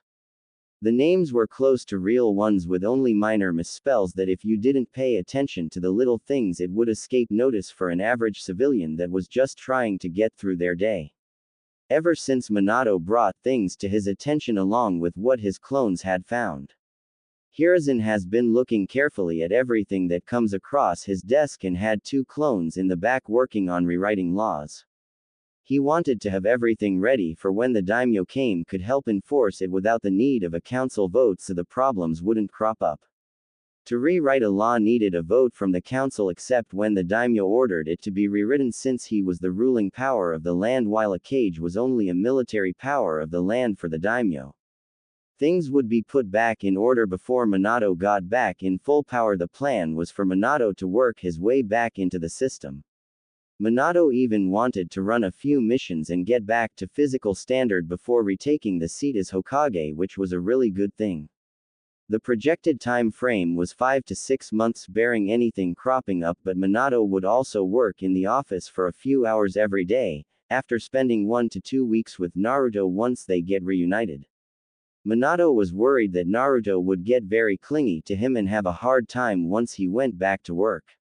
He wanted to get Inoichi's opinion on what him and Kushina may have to face when they reunited and what behavior they would have to pay attention to, just to make sure Naruto becomes a healthy young adult as far as most ninja is concerned. Minato had a list of book topics he wanted, and Kakashi was getting them earlier this morning. Minato and Kushina should have them now, on top of having all the news files too, caught up on the ongoings of the village, other lands and nations. Minato wanted the heads up in order to make sure nothing could come after the village or his family once they were back out in the open. Paranoid, yes, but sometimes it was a good thing to be paranoid as long as it didn't lead to an early death. But Hiruzen had spoken to Minato about it, and with help from him Minato should live a health ninja level of paranoia. Hiruzen wanted to die with a little guilt as possible when his time came, and making sure this family was back and happy would take a large portion of guilt off his shoulders. Then maybe he could look at figuring out where he and Asuma fell apart. It would be another thing to look at, one thing at a time for now. Hiruzen motioned them to continue where they left off after promising Naruto that he would consider Iruka as a teacher for his class. He went back to his desk making notes on the case against the 2 tutors. It just kept piling up. Even after working for years in the shadows and having to do things he didn't like, it still sickened him the worse when it was done to children, and to have one harmed, either physically or mentally, right under his nose made it worse. Had his suspicions on who the mysterious benefactor was, and he wasn't happy. It seems there was no redemption for this one after all. Not when he was being backstabbed after he made a ruling, and there are hits into this same suspect, the same being who encouraged the civilian council to act out in the manner they have been. Before too long 3 hours had passed and the test was done. Iruka was writing down his report at the desk he was working with Naruto in. Naruto was now bored and fully energized after having sat for so long and was bouncing in his seat. Some food and sitting still seems to be too much for the poor active kid. He started asking Iruka all kinds of questions and the Chunin answered everything he could, but one question came up and Hiruzen almost swallowed his pipe. Why do the women have and why do they say they are having a baby when they are fat? Asked Naruto while scratching his chin and looking at the ceiling in the most innocent voice Hiruzen and Iruka have ever heard. In the ceiling tile above Hiruzen he heard a snort being muffled and another one by the bookcase. Apparently Anbu were just as shocked by this random question, but it gets better. Naruto asked if eating too much food made babies and if he was gonna have one since he has been eating a lot recently.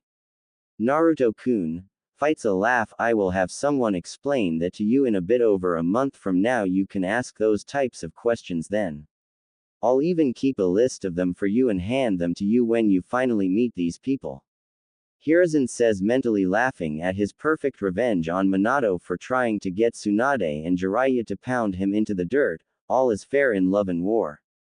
Hiruzen wrote down the questions in the same wording Naruto asked them just for kicks, then stored the list away. Iruka helped him read and fixed his writing. Iruka changed the subject in order to avoid any further embarrassment. He discussed what Naruto needed to work on. Mostly it was reading and writing as the primary issue. Once that was covered he would just have to go over the old lessons on geography and history portion of school once Naruto caught up. Naruto's math was very good, though he kept muttering about ramen cups as he started each new math problem. Once Naruto was shown something and able to put his hands on it, he picked up the lesson easily. All in all, the expectance for Iruka was very good, and he must admit the Hokage was right. The kid was like any other child Iruka has been around. But he was very energetic, and from what he heard the Inuzuka clan children were very similar. Though he was worn out by exercise that Jiraiya made him do, it was time for another dose of it though. He would have to keep that in mind for active clans apparently. Run them harder than the rest of the class would work the best it seems. Maybe get a morning obstacle course and a heavy workout right after lunch, or at least a half hour after they have eaten. Maybe bring this up with the board and the Hokage in order to deal with the issues he has heard so much about. Most students that come from ninja families are more active, and the current curriculum was way too much sitting, and for hands-on students, like Naruto, this would be easier on them. Iruka asked the Hokage if Naruto was still needed or if he could go and play or something. The Sandaime called out Inu to come and take Naruto out to a private field and show him throwing in taijutsu kata from the academy. Naruto jumped up and ran over to Inu, who had appeared after being summoned by the Hokage. Inu turned to the Hokage and handed him a scroll stating that this was from a neutral friend, and Jiraiya, who had acted on the neutral friend's behalf, was hinted at. Inu then grabbed Naruto and carried him off like a bag of rice, with Naruto waving and a big cheesy smile on his face as they left in a sunshine. Hiruzen tucked the scroll away in his robes for now, since they had Iruka in the office and another appointment was coming in a few minutes. He would read it later when he had his quiet time and was sure no one was watching. Speaking of that, a tree root decided to welcome itself into the room.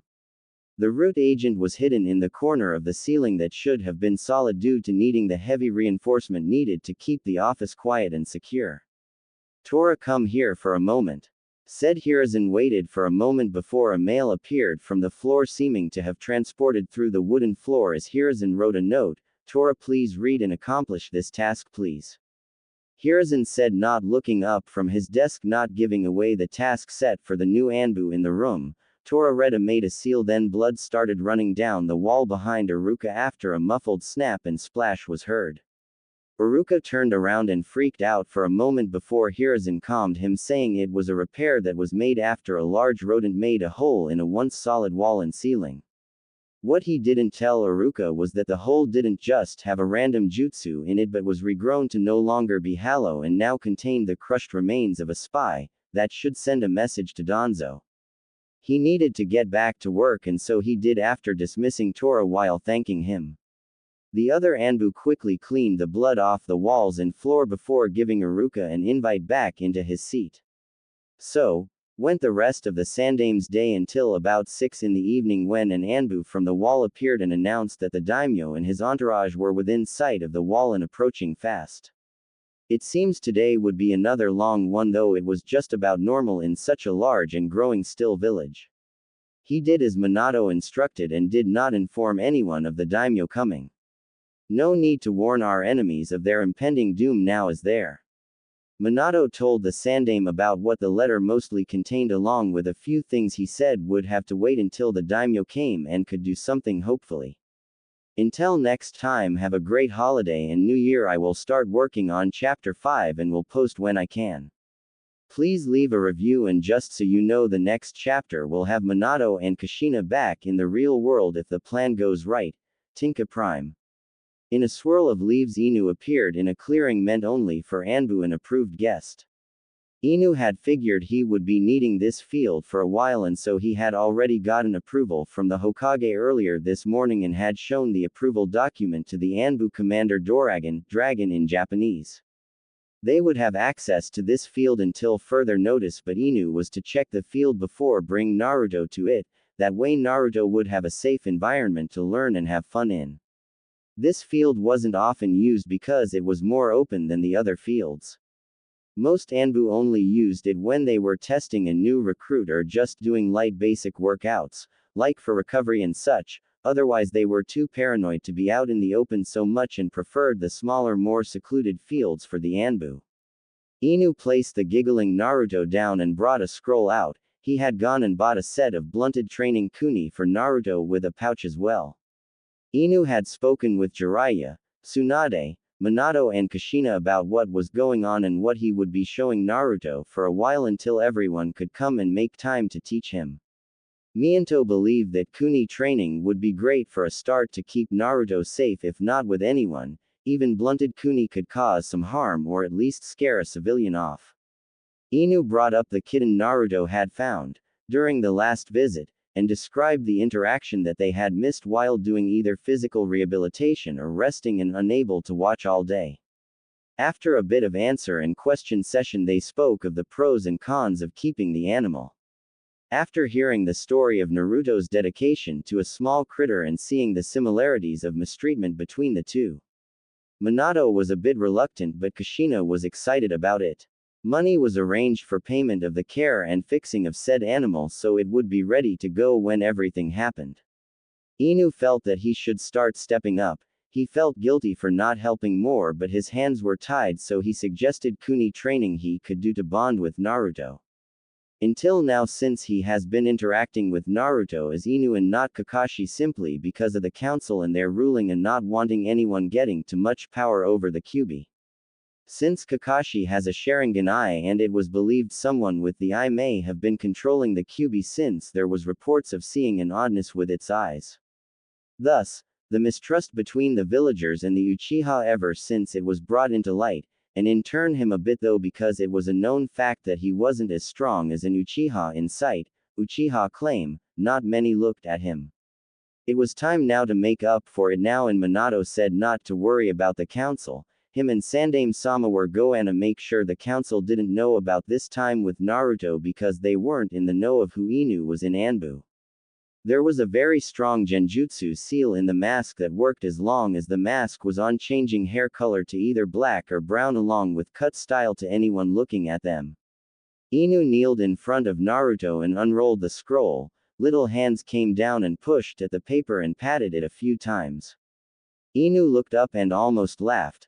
There was Naruto looking at the paper, trying to figure out how to not only activate his chakra for the first time, since the last time Naruto was in class they covered only the theory of unlocking chakra, and trying to get the item out of the seal. Naruto, it would be best if I got it out until you unlock and can control your chakra before you try stuff with seals, otherwise you risk damaging the item or having it come explosively out at you along with potentially injuring yourself, said Inu as he gently picked up Naruto's hands and moving them back out of the way. Naruto flopped down on his bottom and crossed his arms and legs while squinting his eyes at what Inu was doing. When Inu pushed chakra through to the seal, Naruto leaned in like he watching, almost like he wanted to see the chakra, but that was ridiculous unless you had a Keki Genkai that made your chakra visible like that, like Kushina's chains or some dojutsu were able to, you couldn't see chakra. But you could feel chakra as a sensor, which was the other way to see it, in a way, like Minato sensei could. Why so little? When Jiraiya showed me this morning with a large rock during our run, he used a lot more to seal and unseal it. Asked Naruto. This made Inu blink. Was Naruto a chakra sensor like sensei? Inu asked a few questions trying to find out, and after talking to Naruto for a few minutes he was able to confirm that yes, Naruto was in fact a low-level sensor, one just starting to either notice or understand what he was feeling. Well, congratulations Naruto, you're a budding chakra sensor in the making. The different levels of small lights or tingling you see or feel are different levels of chakra use, like you figured out. When you get better you will be able to look at someone and gauge the level of chakra the person has in general, which can help you identify an intruder posing as a civilian or tell the level of someone in jutsu use. Inu told Naruto, to which the kid started cheering about how awesome he was and that he was a step closer to being Hokage. Inu let Naruto have his moment back before bring him back to what was unsealed. The pouch was tossed to the kid. When he turned around to see what Inu wanted, Naruto caught it, then opened the pouch smiling. I guess we're working on kuni throwing today, huh? Naruto said, closing the pouch and strapping it to his leg, with Inu's help, then looked a bit unsure about some things, so Inu asked if everything was alright. But the blonde lady told me to not work out much because of my weight, and I was kind of wondering if maybe we could go see the kitten today. I didn't get the chance yesterday because I ran into Jiraiya and we lost track of time, so I couldn't go see him before I fell asleep. Naruto tilted his head and squinted his eyes. By the way, who was that strange woman that barged into my house this morning? Not that I'm complaining, she made me food and stuff, but then she hugged me and bought stuff for me with the Jiraiya guy. Naruto said, blushing at the thought of the hug and being pressed into the soft oversized chest. This morning he always wondered if they felt soft or like jelly. It was a mixer of both. It was nice if not a bit odd, but since Naruto could only remember ever being hugged by Gigi, then he really couldn't compare that because Gigi was a boy like him and she was a girl, though the girls in his class didn't have. He wondered why. Maybe they ordered them. Another question for him to have Gigi add to the list, he guessed. He couldn't wait until the person who was going to answer these questions came, then maybe he would finally figure things out. Ah, well, just to make sure we are talking about the same person, I need more to go on then. Blonde lady, what else did she look like? Inu was sure it was Tsunade, but he wanted to make sure it wasn't a Yamanaka that Minato wanted to have Naruto go to for any counseling when he wasn't sure about talking to his family or friends. Much was about to change for the boy, and Minato wanted to make sure he had someone reliable to talk to. Though Inu wasn't sure which Yamanaka was going to be Naruto's counselor, the person may have already been found and sent over this morning by the Hokage, though Inu wasn't sure if he should have been told already or not. Tsunade had already told him about the medical restrictions on Naruto and that the food that was going to be served from now on would have a mild sedative in it to keep Naruto moderately tired and less likely to want to run around as much. Jiraiya mentioned that Naruto, while pretty fast, he had a bit of a hard time not balancing correctly or compensating well for a fast pace, and that slowed him a bit. Along with more than once seeming to have tripped himself up when his feet almost crossed each other, Tsunade said it was more than likely the issues found around the ankle and knee areas causing that problem. Naruto thought for a moment, then bent down to draw in the dirt. Inu gave him a few minutes to draw. When Naruto pulled back, Inu had to stop a laugh from coming out loud. It was a picture of a woman, all right. 3 large circles, 1 for the head and 2 for under the head, he guessed. The head had 2 squiggles looking like tails on either side of the head and what looked like a square frying pan in her hand or a large paddle. There was a box with triangles in it, teeth, and flames for eyes. Ah, an angry lady Tsunade. What did Lord Jiraiya do this time? Asked Inu. To which Naruto explained it wasn't Jiraiya but him who caused her to get mad by accident. Inu couldn't wait to tell this to Minato and Kushina, they would laugh. And then kill the landlord. Oh boy, more for the list of targets to add. Well, that blonde lady is Lady Senju Tsunade, the granddaughter of the Shodai Hokage Senju Hashirama. She is the top medical ninja in both field medic and hospital medic. She and Lord Jiraiya are teammates from their time as Genin. The Sandaime Hokage took them as Genin. Inu hopped that Naruto didn't ask about their third teammate. It was a touch subject. He did a sleight of hand and snapped a pic of the drawing he would show Minato and Kushina but would never show it to Tsunade. That was a death sentence if he ever saw one. Inu and Naruto talked a bit more about Tsunade, and Naruto asked if Jiraiya was related to any famous ninja, which was a no to Inu's knowledge, but thought it was so awesome that a fellow orphan was a powerful ninja and respected by everyone. Finally, they got down to practice after Inu said he had spoken to Tsunade and was approved for the current activity, and after 1 hour of practice Naruto was free until Jiraiya was able to come and start some reading lessons with him. Inu said they would go see the kitten and Inu would have a message sent to Jiraiya so he knew where to find Naruto when he was ready for him. At first Naruto's aim was horrible, well, atrocious was a better term. They missed by miles, even somehow nearly hitting Inu. After watching Naruto and talking to him, Inu found the problem being everything. No one showed him how to hold the kuni nor throw it with a snap of the wrist, not arm, pivot the waist, position his feet. In the day his class was shown, Naruto was conveniently put in the corner and ordered not to turn around or leave, and it was enforced heavily. After showing Naruto the proper grip and motions of snapping one's wrist and getting it done without damaging his wrist, they went through the different motions a few times before returning to aiming for a specific target. Inu explained for now they would do standing still targets until Naruto was approved for normal workouts again. Though they did move up to learning 2 kuni at once and were working on 3 at once when Inu called the training session to an end. Even though most of the aim for 1 kuni was off a bit, Inu wanted to give him a reason to get better and get a feel for multiple kuni differences in throwing. Naruto cheered and went to return the kuni and pouch to Inu when he was told that they were his from now on, and that later before bed Inu would show him how to care for his new weapons correctly.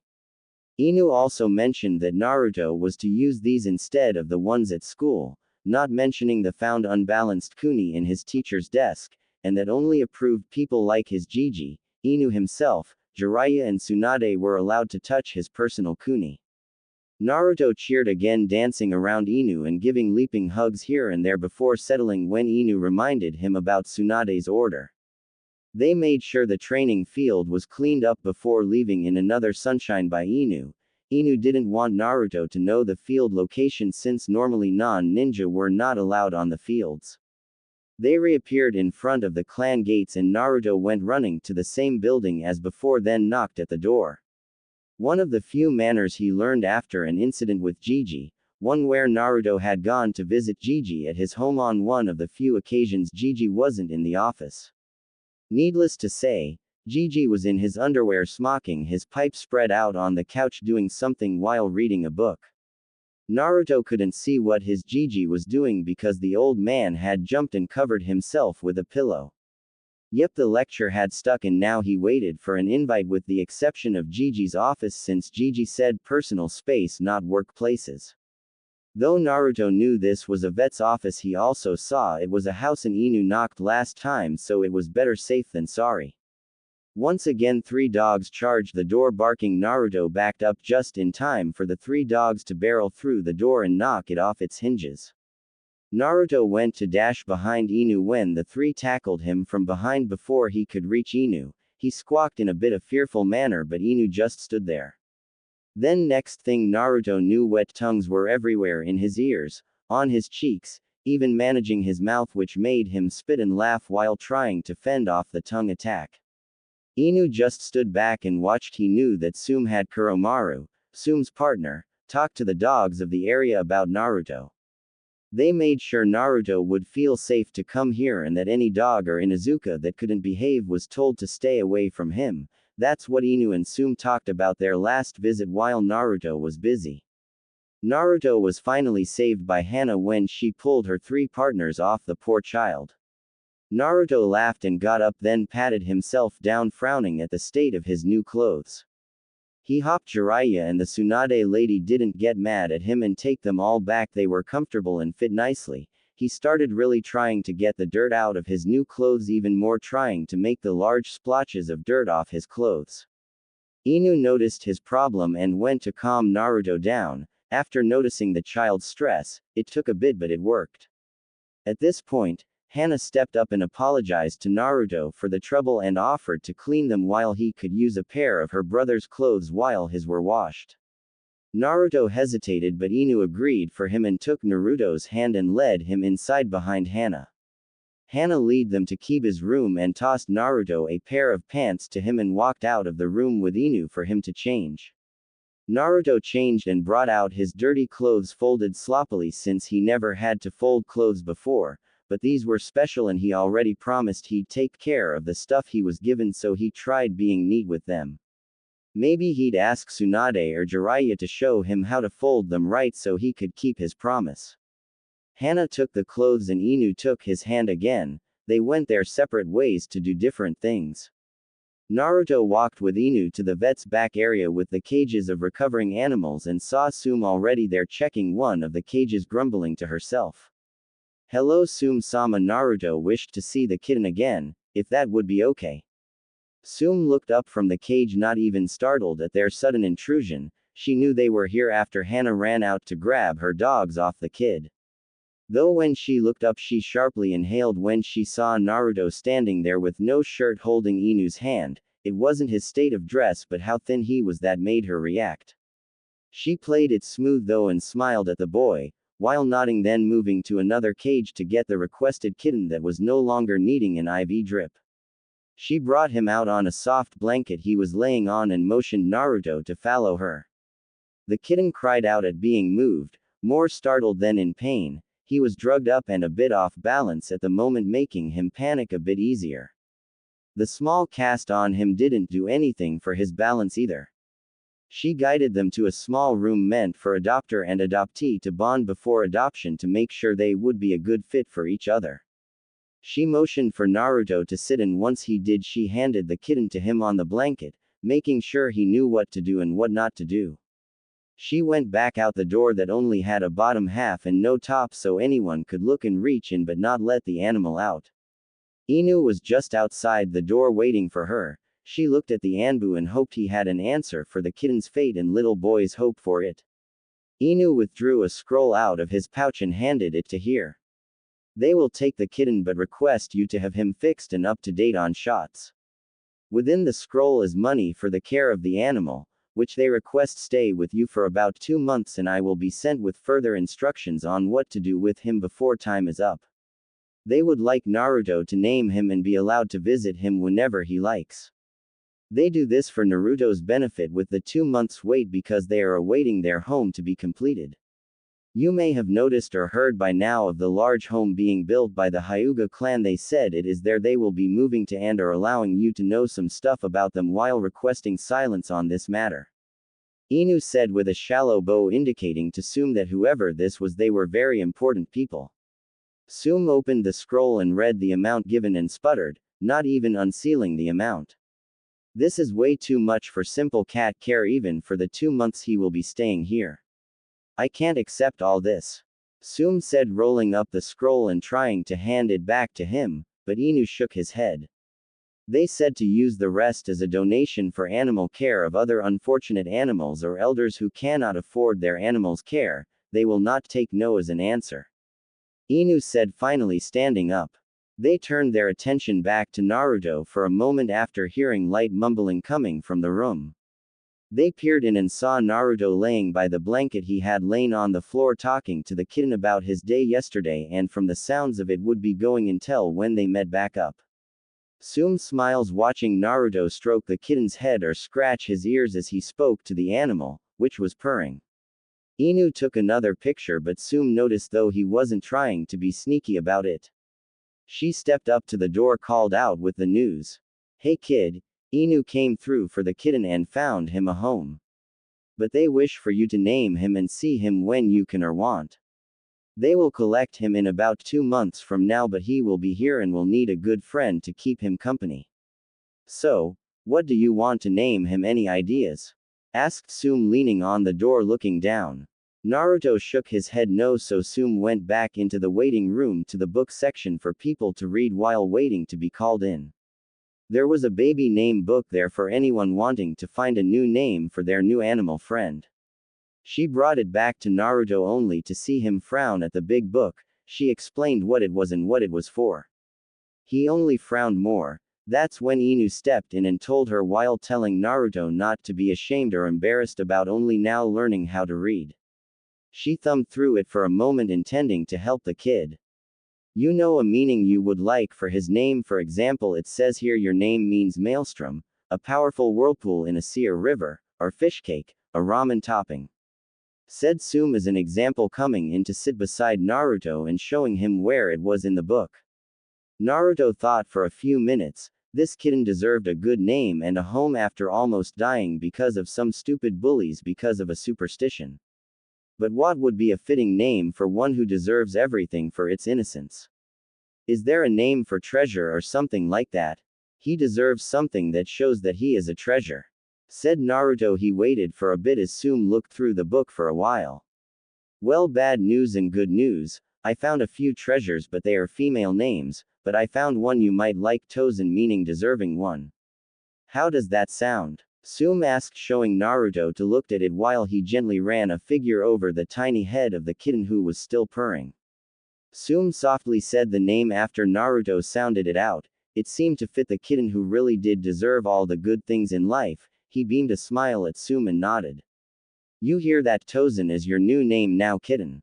Cheered Naruto, who laid back down to be face level with the kitten now named Tozen.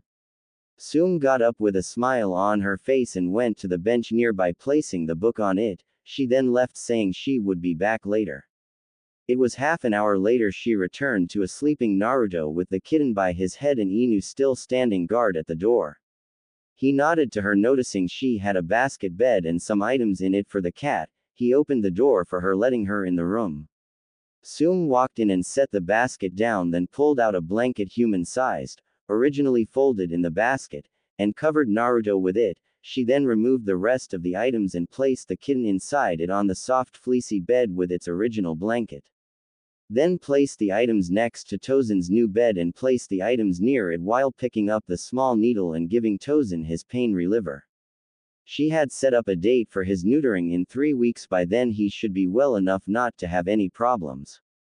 She left after leaving Naruto a small note, knowing Inu would help him, explaining that the items are for him and Tozen, a few toys and treats along with a few other items including the basket. Naruto woke after an hour when he heard cussing from the other room, and it sounded like the Sume lady. Naruto got up and saw Tozen in the basket that was near him and a blanket covering him along with more items.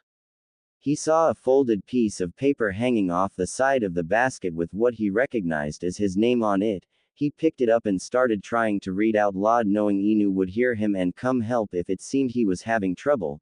Inu was standing against the wall still watching Naruto and near enough to see the note over his shoulder. Key notes. Naruto speak, Inu speak. Dear Naruto, these items are for Tozen, paid for by the owners for his and your use while he is here. In the small black box contains a call, or collar, for Tozen with his name on it. Go ahead and put it on him. Some cat treats that you can give him when he is better, and I say it is okay, and toys for when he is able to move around. In 3 weeks he will be neutered. Inuzuka, vet's office. Inuzuka, Tism, Sume. Read Naruto slowly while sounding out the words as he read, allowing time for Inu to correct him as needed. Naruto looked over the note again and then turned to Inu. What's neutered? Naruto asked, making Inu twitch a moment. Inu came and sat near Naruto, trying to think of a safe way to explain what would happen to the poor cat in the near future.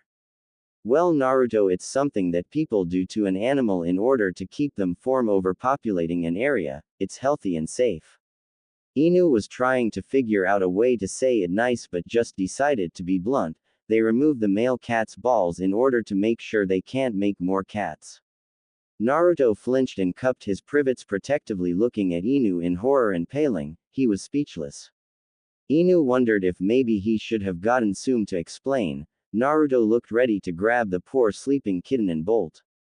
Inu's instincts kicked in and he reached for something coming at his head hard. It still had enough force to make his hand hit the back of his head.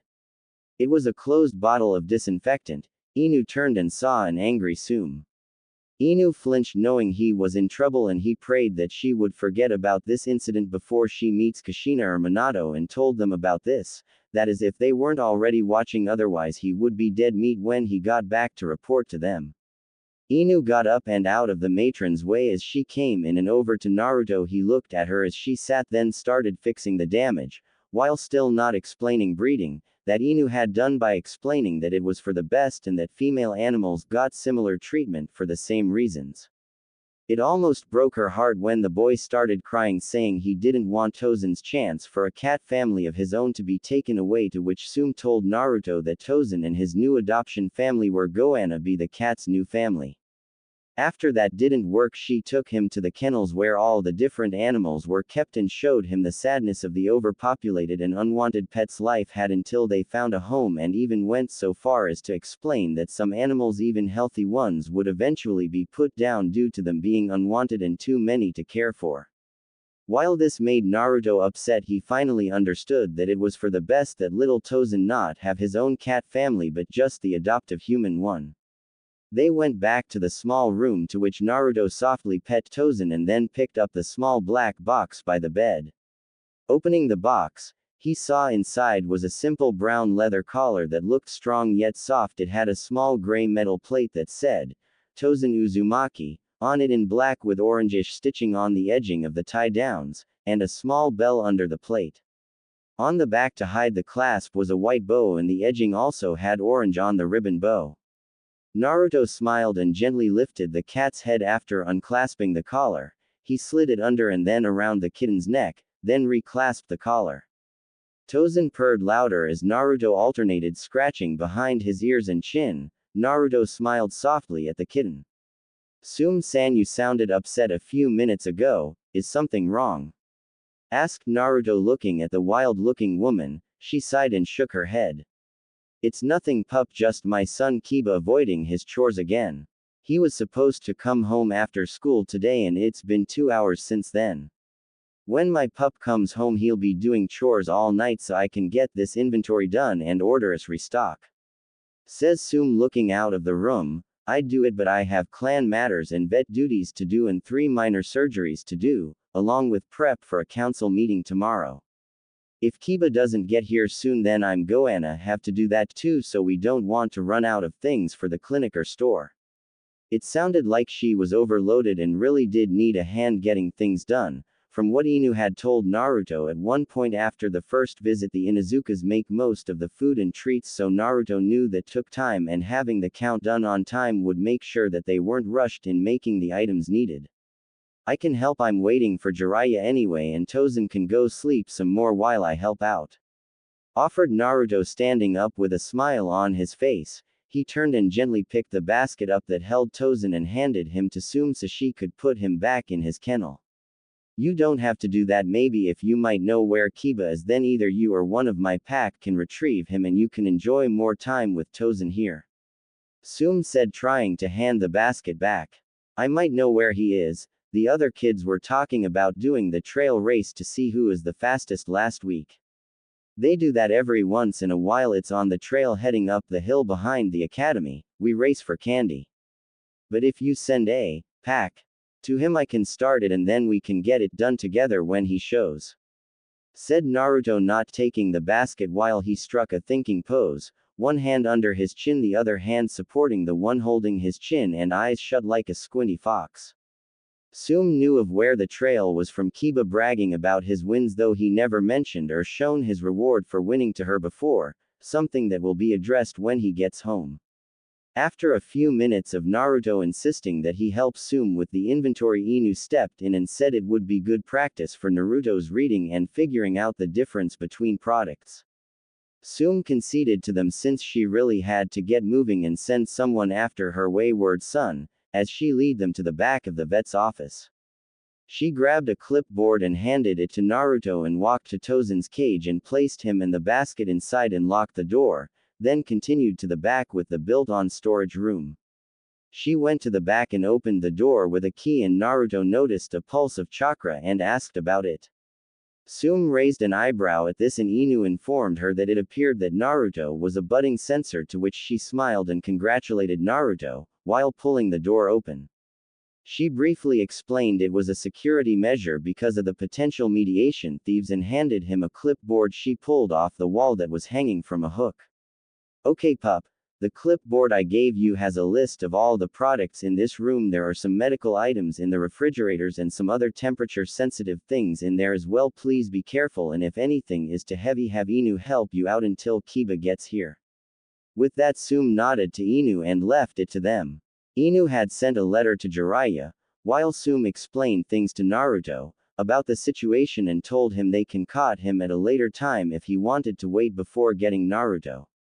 Naruto took a quick look around and saw that the place was messy and disorganized, so he put the clipboard down and started moving items around to be in same group, taking food bags and putting them by brand and then flavor.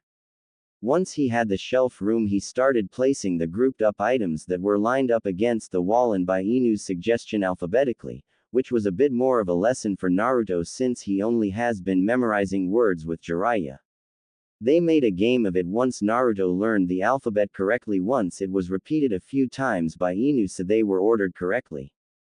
The items were pulled off, grouped by medical care, toys, and type of animal that used it, those kind of things. And then once a large spot was clear, Naruto would wipe the shelf down and move everything back in the order they were cleaned up in. An hour went by before Kiba was tossed into the room with a shout of anger that Naruto finally stopped for a moment.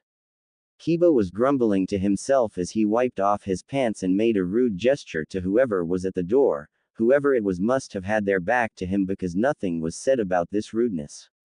Man, one day I'll mop the floor with that jerk and it'll be me dragging him to clean the dog pens. Size might as well do the counts before mom skins me alive. Kiba turned around and then jumped back in shock, before growling and cracking his knuckles. Naruto, what are you doing here? Are you trying to steal from us or something? Kiba stomped forward and was about to grab Naruto by his shoulder when Inu stepped in front of him out of nowhere. He had not noticed Inu. Kiba-san, if you were here when you were supposed to be, you would know that Naruto offered to help Sume-sama after she needed the work done. Please keep your hands to yourself, said Inu with a slight edge to it, not approving of Kiba wanting to rough up his charge without getting an answer first. Right before Kiba could respond, he was hit upside the head from behind. He turned while holding his head and complaining. Sume stood behind him and was holding Naruto's laundered clothes in the opposite hand than the one she had used to hit Kiba upside his head. Like Inu-san said, you would know what was going on if you were here to do what I told you to do before you left for school this morning. Sume turned to Naruto with a smile. Here pup, go down the hallway to your right and the third door on the left is a bathroom you can use to change your clothes in. Just bring the pants to me here when you're done. She handed him his clothes and watched as Naruto and Inu disappeared down the hall to where the bathroom was. She then turned to Kiba and gave him a lecture about keeping his promises and that she was extending the length of time until he can find his partner, since it was obvious that he was not ready for the responsibility to care for anyone or thing yet. She also told him that Naruto had offered to do the work that Kiba was supposed to be doing after school left out and to not give him trouble. She glanced around at this point and was amazed at the work that was being done. Usually things just got counted and sometimes they were off because no one had the time to rearrange the stores in here, but Naruto seemed to be doing that for them right now and it seemed to be going well. Now you listen here, Kiba. Naruto isn't to be doing so much work. He is on medical restriction of low activity for a reason he can explain if he wants to. Remember, if he says no, then you will leave him alone. He may not want to let people know, and that's okay. Sume lectured, so when he gets back you will do the heavy lifting and listening to how he is having this place reorganized. Do you understand me? one complaint from him or Inu and you will be in more trouble than you already are in, Runt. She said, standing over him and glaring. Kiba nodded his head quickly and tried not to fall backwards. At this point Naruto came back with a sloppy folded pair of pants and walked up to Sume. She stood up and took the pants while gently patting his blonde hair which he leaned into. Naruto, you can start the count while also directing Kiba here on where you want the stuff you have organized to be placed in the correct spots. And I smell cleaning products, have you been whipping the shelves? Naruto nodded and she smiled at him, then Kiba will finish whipping down the shelves as he works. Kiba, this is your added punishment for not doing what I asked you to do in the first place. I don't want to hear any bad reports from either Naruto or Inu who will supervise you here. Sume said, then turned to leave the room, nodding to Inu who was now standing by the door now that the heavy lifting could be left to Kiba. He would watch both but made sure Naruto was writing his count correctly. They boys got to work with Kiba grumbling and Naruto telling him how he was setting everything up. At first Kiba tried just throwing everything on the shelves but Naruto tried stopping him. This almost resulted in a fight but Inu stepped in and reprimanded Kiba before it got that far. Kiba was really angry about this and made it known by complaining about the extra work. All you had to do was count, baka. Making all this extra work for no reason at all, and now I'm the one stuck doing it. Why can't I count and you do the lift you that week that my mom needs to baby you? Kiba sneered at Naruto who only looked like he was about to throw the clipboard at Kiba's head. Now, Kiba-san. You heard your mother say she doesn't want any problems from you, so get back to work. Naruto and I have done the majority of the organizing and cleaning. You are just finishing it, so no need in acting as though you have been doing this project from the start. Said Inu from where he stood watching. The Inuzuka boy has only been here for a few minutes and already Inu wanted Naruto away from the kid. Okay, so maybe he was being too protective now. Now that he was finally being allowed near the little boy, his baby brother, he wanted to protect him. After hearing so much over the years and reading the reports Minato had asked to be brought to him, he was disappointed in himself, and even though Minato wasn't, he said he understood Kakashi and why he did what he did. Kakashi wasn't even sure himself and had thrown himself at Minato's feet, telling him that there was no excuse for his actions even with the council forbidding him. He should have done something, anything. Flashback. On his knees and body folded so his head touched the floor, his mind racing. All the times Minato helped him and took care of his after his father died, even before becoming a genin under him. All the time Kushina had made him fight off a laugh, cuddled him, and shown him how to do normal non-ninja things. How both of them opened their home and fed him, cared for him after nightmares he never had to tell them about, and trips to see movies like a normal family or even person. Even when he was a foolish child and acted as though he didn't need anything from anyone, they showed how proud they were of all of his achievements and made a picture book for him, one he still had even today, found amongst the rubble of the one house. And when they informed him of the new family member, telling him that he would either be a big brother or an uncle depending on what he wanted the kid to call him, telling him they would have it no other way. All this weighted so heavily even now on Kakashi, and the dam finally broke as he shouted at Minato to be mad at him and that Minato had every right to be. Told Minato all the reasons or perceived sins to why they should hate and despise him. Only once he stopped and panted quietly on the floor did Minato move. He reached out, climbing off the bed to the floor, to the young man he helped raise since the boy's father died. He knelt beside him and pulled him into a tight hug, one hand in his hair on the back of his head, the other wrapped tightly around his back. Kakashi had his face over Minato's shoulder, as he saw Kushina mouth, "We love you, Kashi-kun." Kakashi slowly wrapped his arms around Minato.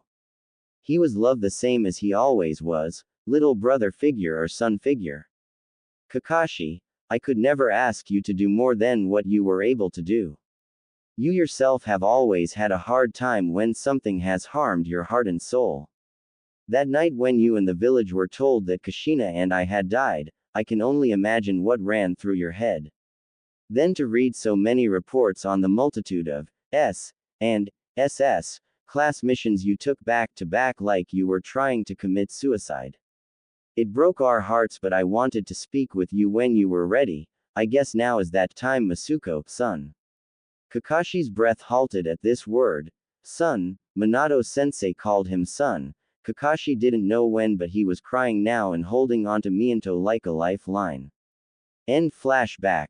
They talked for hours, even moved back onto the bed so Kushina could even join in the comforting. They would give a child they loved no matter how old or mature he may think himself. Since then Kakashi has felt much lighter than any other time he could remember, and maybe, just maybe, he could start moving on with the help of his family. Maybe even find a love like Minato's one day. For now he was content just watching and teaching Naruto, his little brother. The boys worked on the storeroom that had become really disorganized over time. It seemed back into order. Eventually they finished just as Jiraiya's chakra signature appeared following Sume to their location. Ho ho ho. Putting the brat to work already, I see. My, this looks good, kid, but we got to go and meet up with Tsunade. Say your goodbyes to your friend there and let's get moving. Jiraiya said, turning to talk to Inu for a moment, then dismissing him for the rest of the evening. Inu talked a bit more though, stating he would wait until they left before he took his leave. Inu needed to grab his Ninken's food apparently and report to Sume about the boys' interaction. That blonde lady, right? Asked Naruto after turning his attention to Jiraiya. Jiraiya nodded, confused by the question. Naruto rushed over to Sume and handed her the clipboard with the count fully done. He then showed her how he broke up the storage by walking with her. She expressed how impressed she was and messed his hair a few times. Naruto leaned into it every time. Sume kept her hand on longer than necessary on his head with a sad smile. Once that was done, Jiraiya got a surprise as Naruto ran right past him instead of coming right up to him like he thought he would do once ready to go. Following Naruto to the kennels for healing animals as he ran to one of the cages and jumped a few times. Jiraiya walked up to him, then picked Naruto up, who squawked, facing him so Naruto's back pressed against his chest and butt was on his forearm. Naruto reached out to the cage he was trying to see into and undid the door, opening it and making Jiraiya pull him back a bit to help with opening it. Jiraiya stepped up to the cage and saw a small black kitten inside with small cast, one on the front leg and one on the back leg, along with medical wrap around his stomach. This must be the kitten Kakashi had asked about Minato and Kushina to adopting that he footed the bill for, not that he minded if it made Naruto happy. Tozen-chan, I got to go now. You be good for Mrs. Sume and I'll come back when I can, said Naruto, scratching the kitten's head softly. The kitten stirred and looked at Naruto, then yawned at Naruto. Jiraiya caught Inu snapping a pic of this before finally leaving, and made a mental note to start doing that too and letting Tsunade know to do that as well. Naruto shut the cage door after he finished petting the small animal and then turned in Jiraiya's arms, giving him a hug and cheek nuzzle with a giggle, then hopped down. With a wave to the Inuzukas, Naruto went to the door leading out and waited for Jiraiya, who after saying bye to everyone followed his unknowing grandson. Jiraiya led Naruto down the street, watching as many civilians moved away from Naruto or whispered poorly about the little blonde. Naruto just flashed a big smile as he walked with his hands behind his head and eyes squinted. He walked by without a hint of having heard any of what was being said. Jiraiya was proud yet sad. No child should be able to hear this or brush it off so well.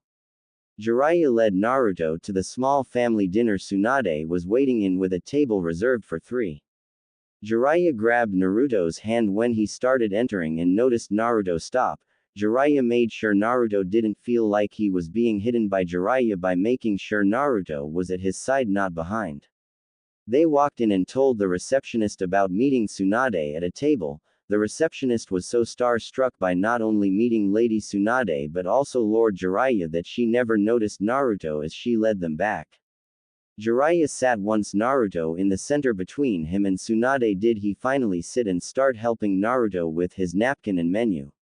Hey Yaheim, sorry we're late, but Naruto was helping Sume-sama with the stock count and really did a good job by cleaning it with Inu and Kiba's help, said Jiraiya, smiling and ruffling Naruto's hair affectionately. Oh, Is that so? Then why was your apartment such a mess if you know how to clean, young man? Tsunade asked, taking a sip of sake from the small white dish it was in. A bottle sat not far from her with more. Naruto looked down after biting his lip. Maybe he should tell them, but if he did, would they take back all the nice things they had given him? He decided to be honest. After all, he didn't want the nice things to be ruined if they could go to someone who would have a chance at protecting them. It's not that I liked leaving it dirty, but every once in a while someone breaks into my apartment and will wreck it randomly. I just got tired of cleaning it after it happened for months every time I was at the academy. I tried locking them out and bracing the door, they just break in still, and I can't lift or push anything heavy enough to hold the door closed. I was climbing out the window for a while trying different things, so I would understand if you want to take those nice things back and give them to someone else. Since it will happen again, I'm actually due for them to come again soon. Naruto said softly, looking ashamed at his inability to stop whoever was breaking in. Jiraiya growled loud enough to scare Naruto for a moment, then he gently picked up Naruto for a moment, making the kid squawk again at suddenly not having control of where he was. One day he'd be too big for this, but for now it was a bit scary being suddenly moved like that, though it was nice. Naruto realized Jiraiya was giving him a hug, though it was brief. I'm gonna make sure they can't do a damn thing to your home, just sit here a moment, I'll be back. Don't worry kid, I'll make them regret every touching your home. Jiraiya said, stomping off. After having set Naruto down, muttering to himself as he left, people saw him coming and moved quickly out of his way with the vibes he was giving off. Naruto's eyes were wide as he sat on the edge until Naruto was pulled from behind into something soft. Then he was dragged further onto the bench seat that was horseshoe-shaped. Tsunade had grabbed him to sit him closer to her while they wait for Jiraiya to come back. She would order drinks and an appetizer while they wait. The waiter had paused when he took Naruto's order, but when he went to speak to Tsunade he bit his tongue, when she glared at him as if daring to do or say anything. They got their drinks and Naruto was told to munch on the small chips called Renkin chips, lotus root chips, that came with a dip. She took her chance quickly to put his medicine, tasteless and odorless, into his dip-made dip up.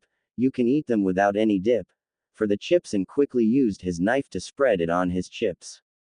He asked what it was and she said she would only tell him once he tasted it. He loved it and didn't care that it was a veggie after he was told. If veggies can taste like this, then I don't mind eating them. I guess I just don't like it when they taste like dirt.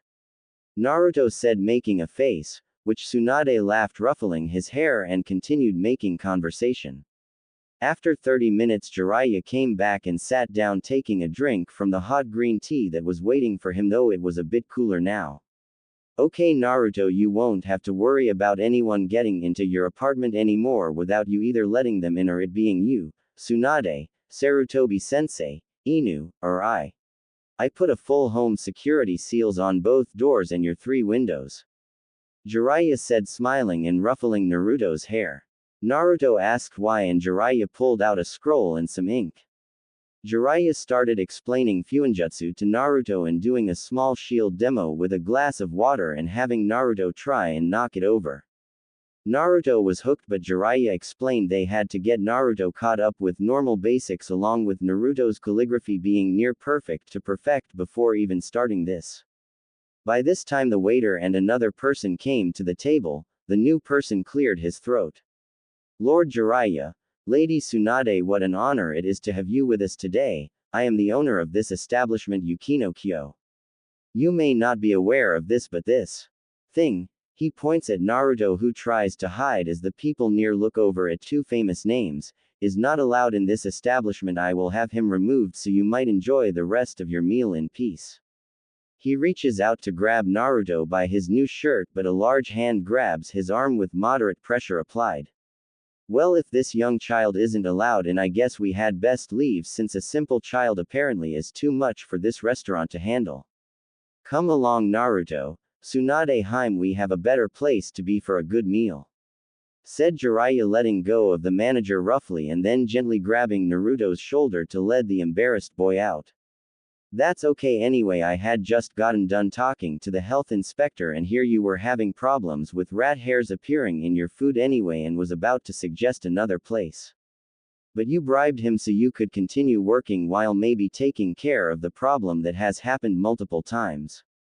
Said Jiraiya loudly enough that his voice carried across the restaurant.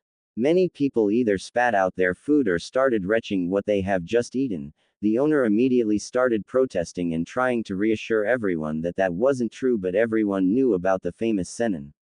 Many people started getting angry at the owner, demanding to see the paperwork when Jiraiya pulled out a batch of papers he had planned for such an event and looked up dirt on the restaurant in case they tried anything with Naruto. Moments after, a group of Anbu appeared like ordered by the Hokage that when Jiraiya revealed this information it was time to move in. Ushi Takoi, by order of Lord Third, you are to come with us and all assets pertaining to your business and personal life are seized until an investigation is complete. Anbu Ox turned to the restaurant goers, please submit any complaint about this incident to the tower in 24 hours in written form. Now please leave in an orderly fashion as this place is closed until further notice. Several of the Anbu had moved to the back room to collect the paper trail as one took Takoi away in a sunshine. Jiraiya told Naruto and Tsunade that he had just received this and was coming to take them to Ichiraku's for dinner instead, to which Naruto cheered loudly. They left after everyone else had cleared out, and the waiter was detained after he started going on about how this was all Naruto's fault. They entered Ichiraku's and went to the counter where Naruto literally jumped into a seat due to his short stature. Tsunade reprimanded him, telling him to ask for help instead of jumping, while Jiraiya chuckled and put a hand on her shoulder, while shaking his head, in a silent reminder that the kid wasn't used to help from anyone. There was no reason to get mad at the poor kid since he more than likely been doing this because of never having help before. They would have to work with him on that. Naruto paid the two no mind. All he could do was smile happily at the two behind the counter. Oi, old man, I'm hungry and brought 2 friends, Datbeo. Naruto shouted loudly, earning another reprimand. Naruto, that is rude, you can't just shout things like that in a restaurant and disrespect the people serving you anything, apologize now young man. Said Tsunade as she turned Naruto around, waving a finger in front of his face. She then heard a chuckle from behind the counter. Ah, it's okay Lady Tsunade, he's a family friend and I told him it was okay to call me that, it brings back old memories of another person I once knew. Said Tuki, coming from the back, whipping his hands on the dish towel on his shoulder. Jiraiya and Tsunade looked at him, while Naruto beamed at Tsunade. He made the had sings for, I know who, and they knew he knew about Naruto's heritage. But since it seemed he knew to keep a lid on it, there was no problem. Ah, and Jiraiya-sensei, been a long time since I last saw you. How have you been? Tuki asked as both Tsunade and Jiraiya took their seats on either side of Naruto, who was turning around to the counter again. I'm good, how about you and the family? I bet little Ayame-chan is a little beauty by now. Said Jiraiya with a non-perverted smile. How's the arm been? Any more trouble with it? Tuki smiled and answered proudly about his daughter and that she was currently out on a ramen delivery and should be back in a few minutes.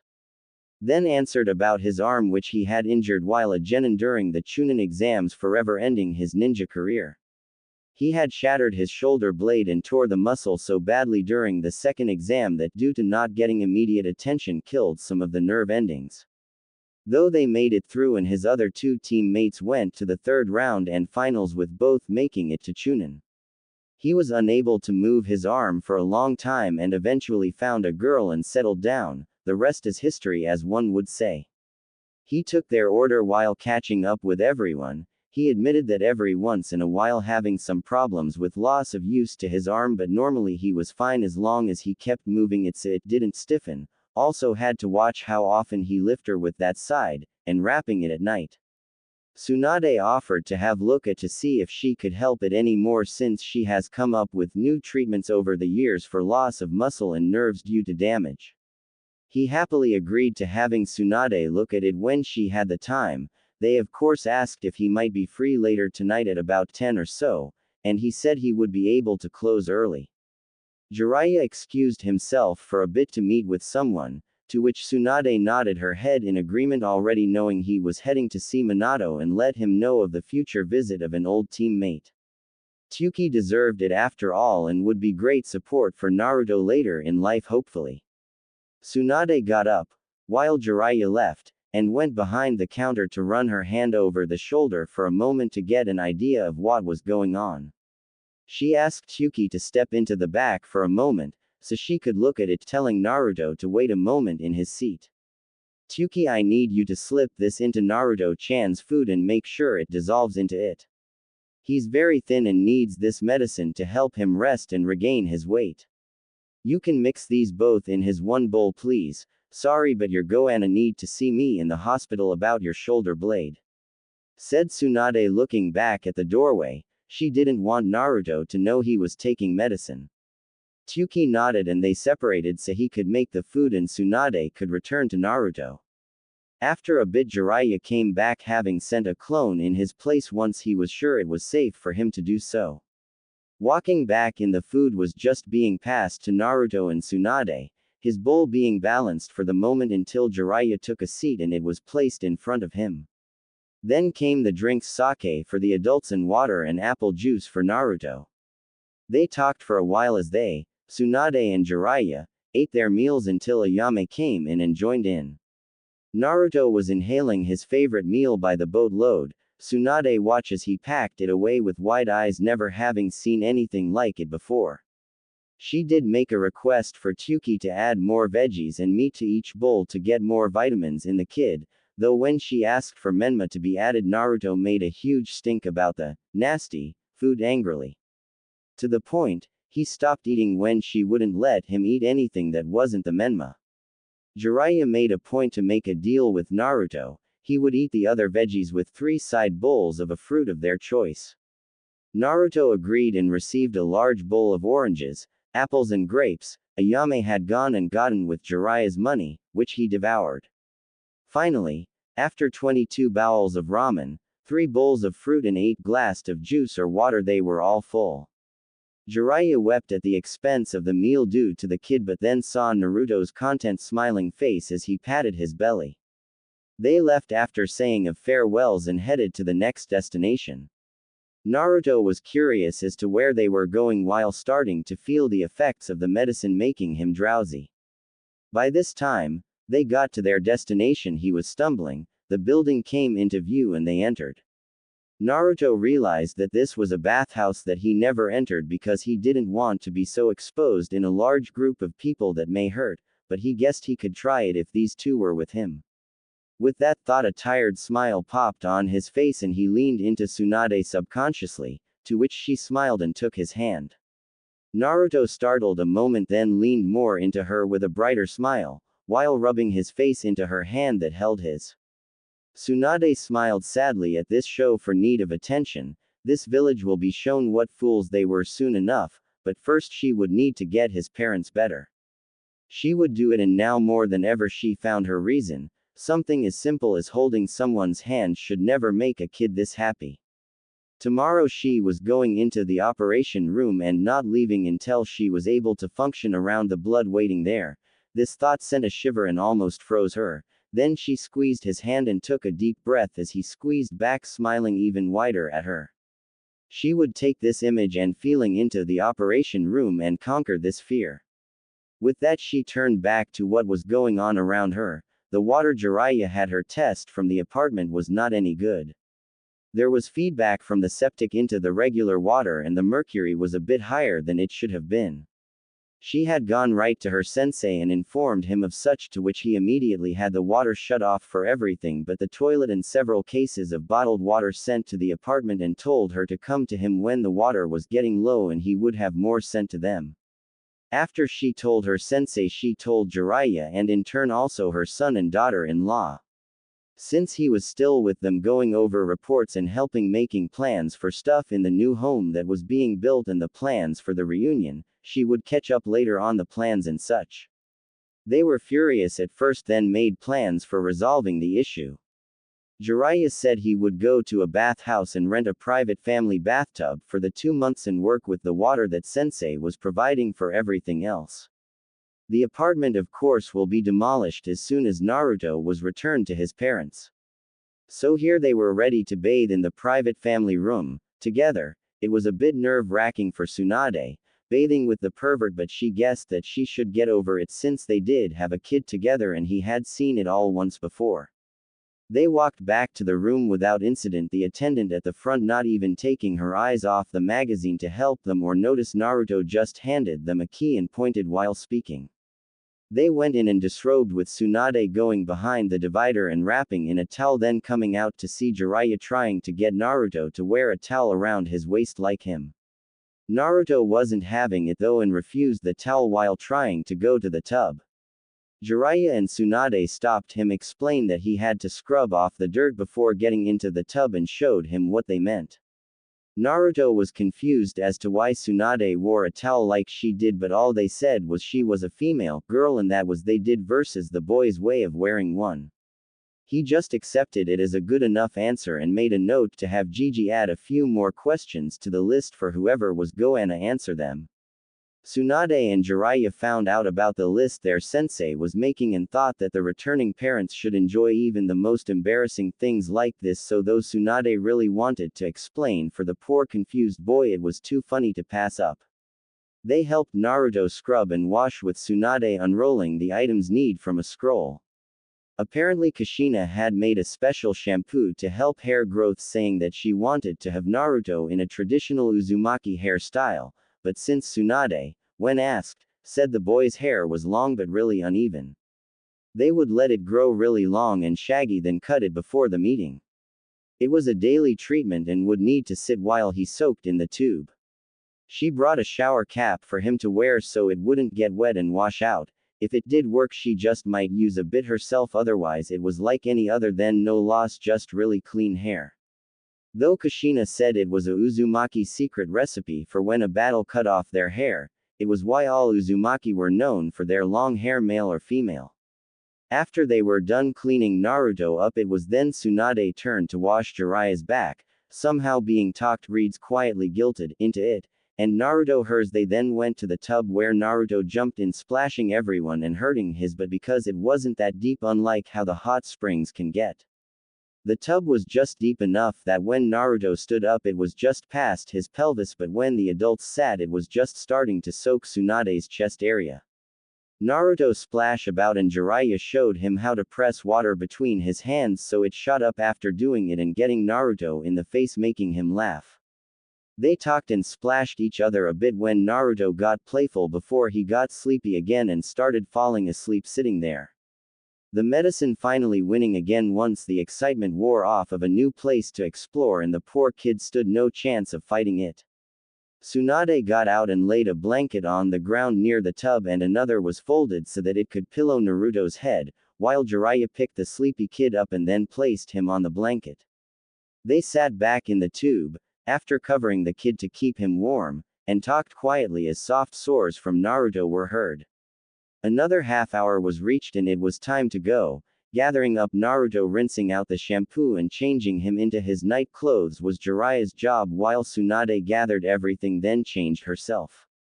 By then Jiraiya was back in his original outfit and ready to go as he held a sleeping Naruto in a blanket in his arms. They left the same way they had come in and headed home. By this time it was almost 7 at night and the streets were lightly crowded with soft light shining on the streets.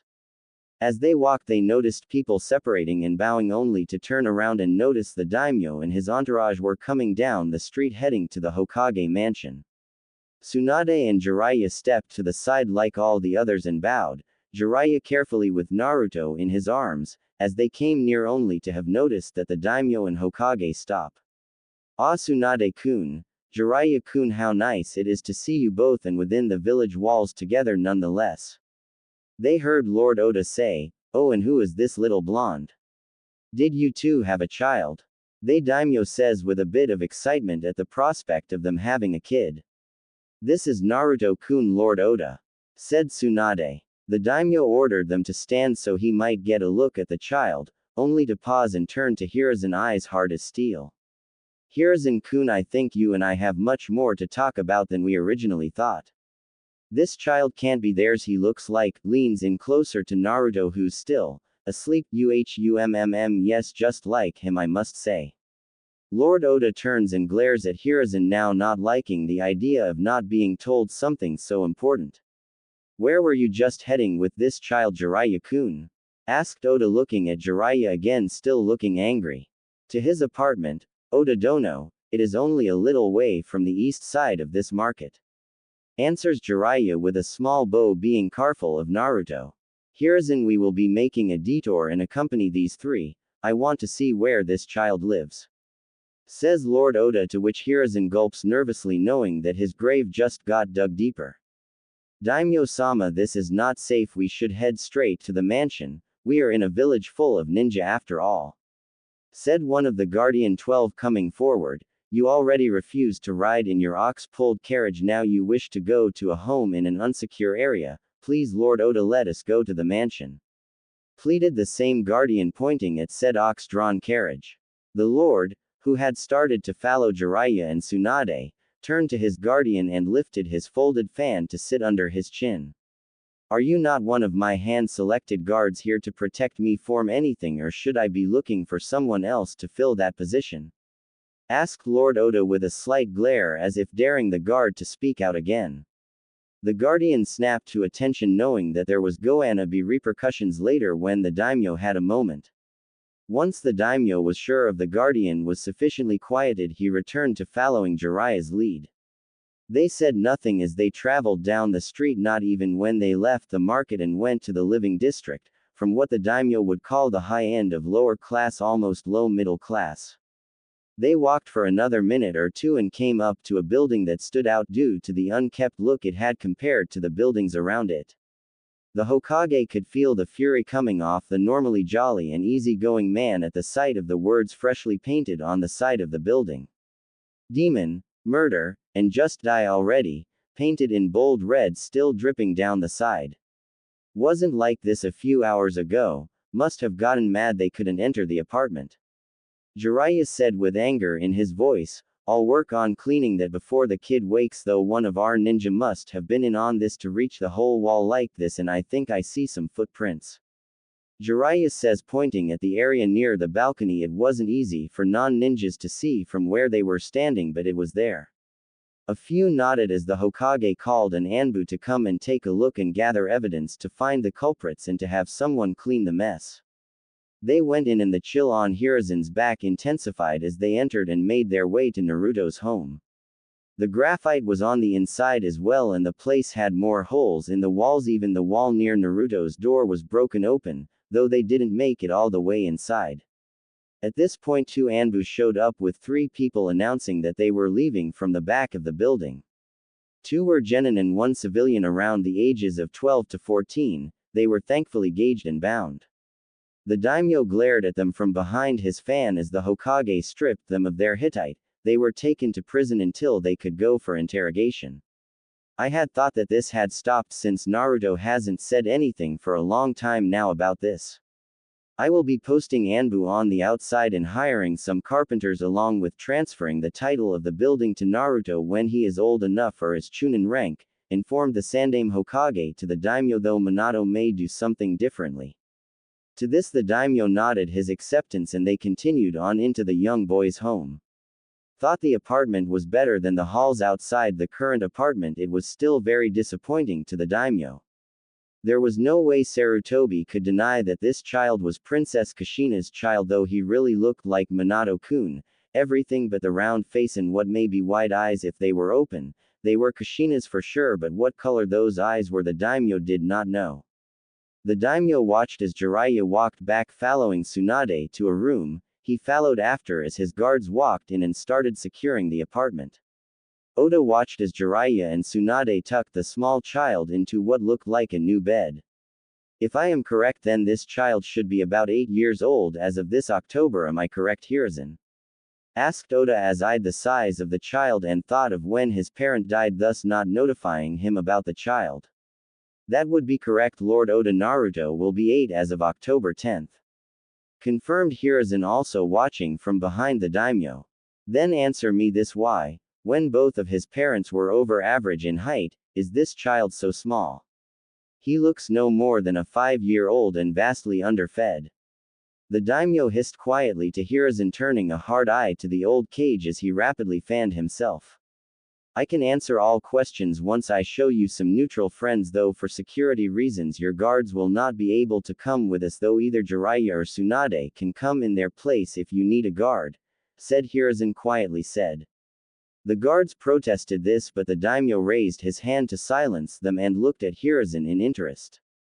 Very well, Hiruzen, we will go see these people and then I will have all my answers and then we will discuss what will happen from there. Let this be known, Hiruzen, you are not off the hook, not by a long shot. I should have been informed about this child, this Naruto-kun, said the daimyo harshly. Hiruzen bowed his head in acceptance to the daimyo's anger. Hiruzen gestured for Lord Oda to come into the child's bedroom and shut the door behind them, making sure the guards stayed out. Jiraiya watched as Hiruzen signed for the room to be sealed, so no one could know what they were doing conversation-wise or chakra-wise. Once the room was sealed, Hiruzen made 3 clones and had them transform into Jiraiya, Lord Oda and Hiruzen himself. These clones will go in our place as we go see our friends and no one will be the wiser about it. This may be the only time we can get there with no one the wiser, and for the continued safety of our friends, trust me Lord Oda, you will be surprised, said Hiruzen. He then put his hand on the Lord's shoulder and sunshined out of the room, leaving Jiraiya to follow and Tsunade to watch things at the apartment.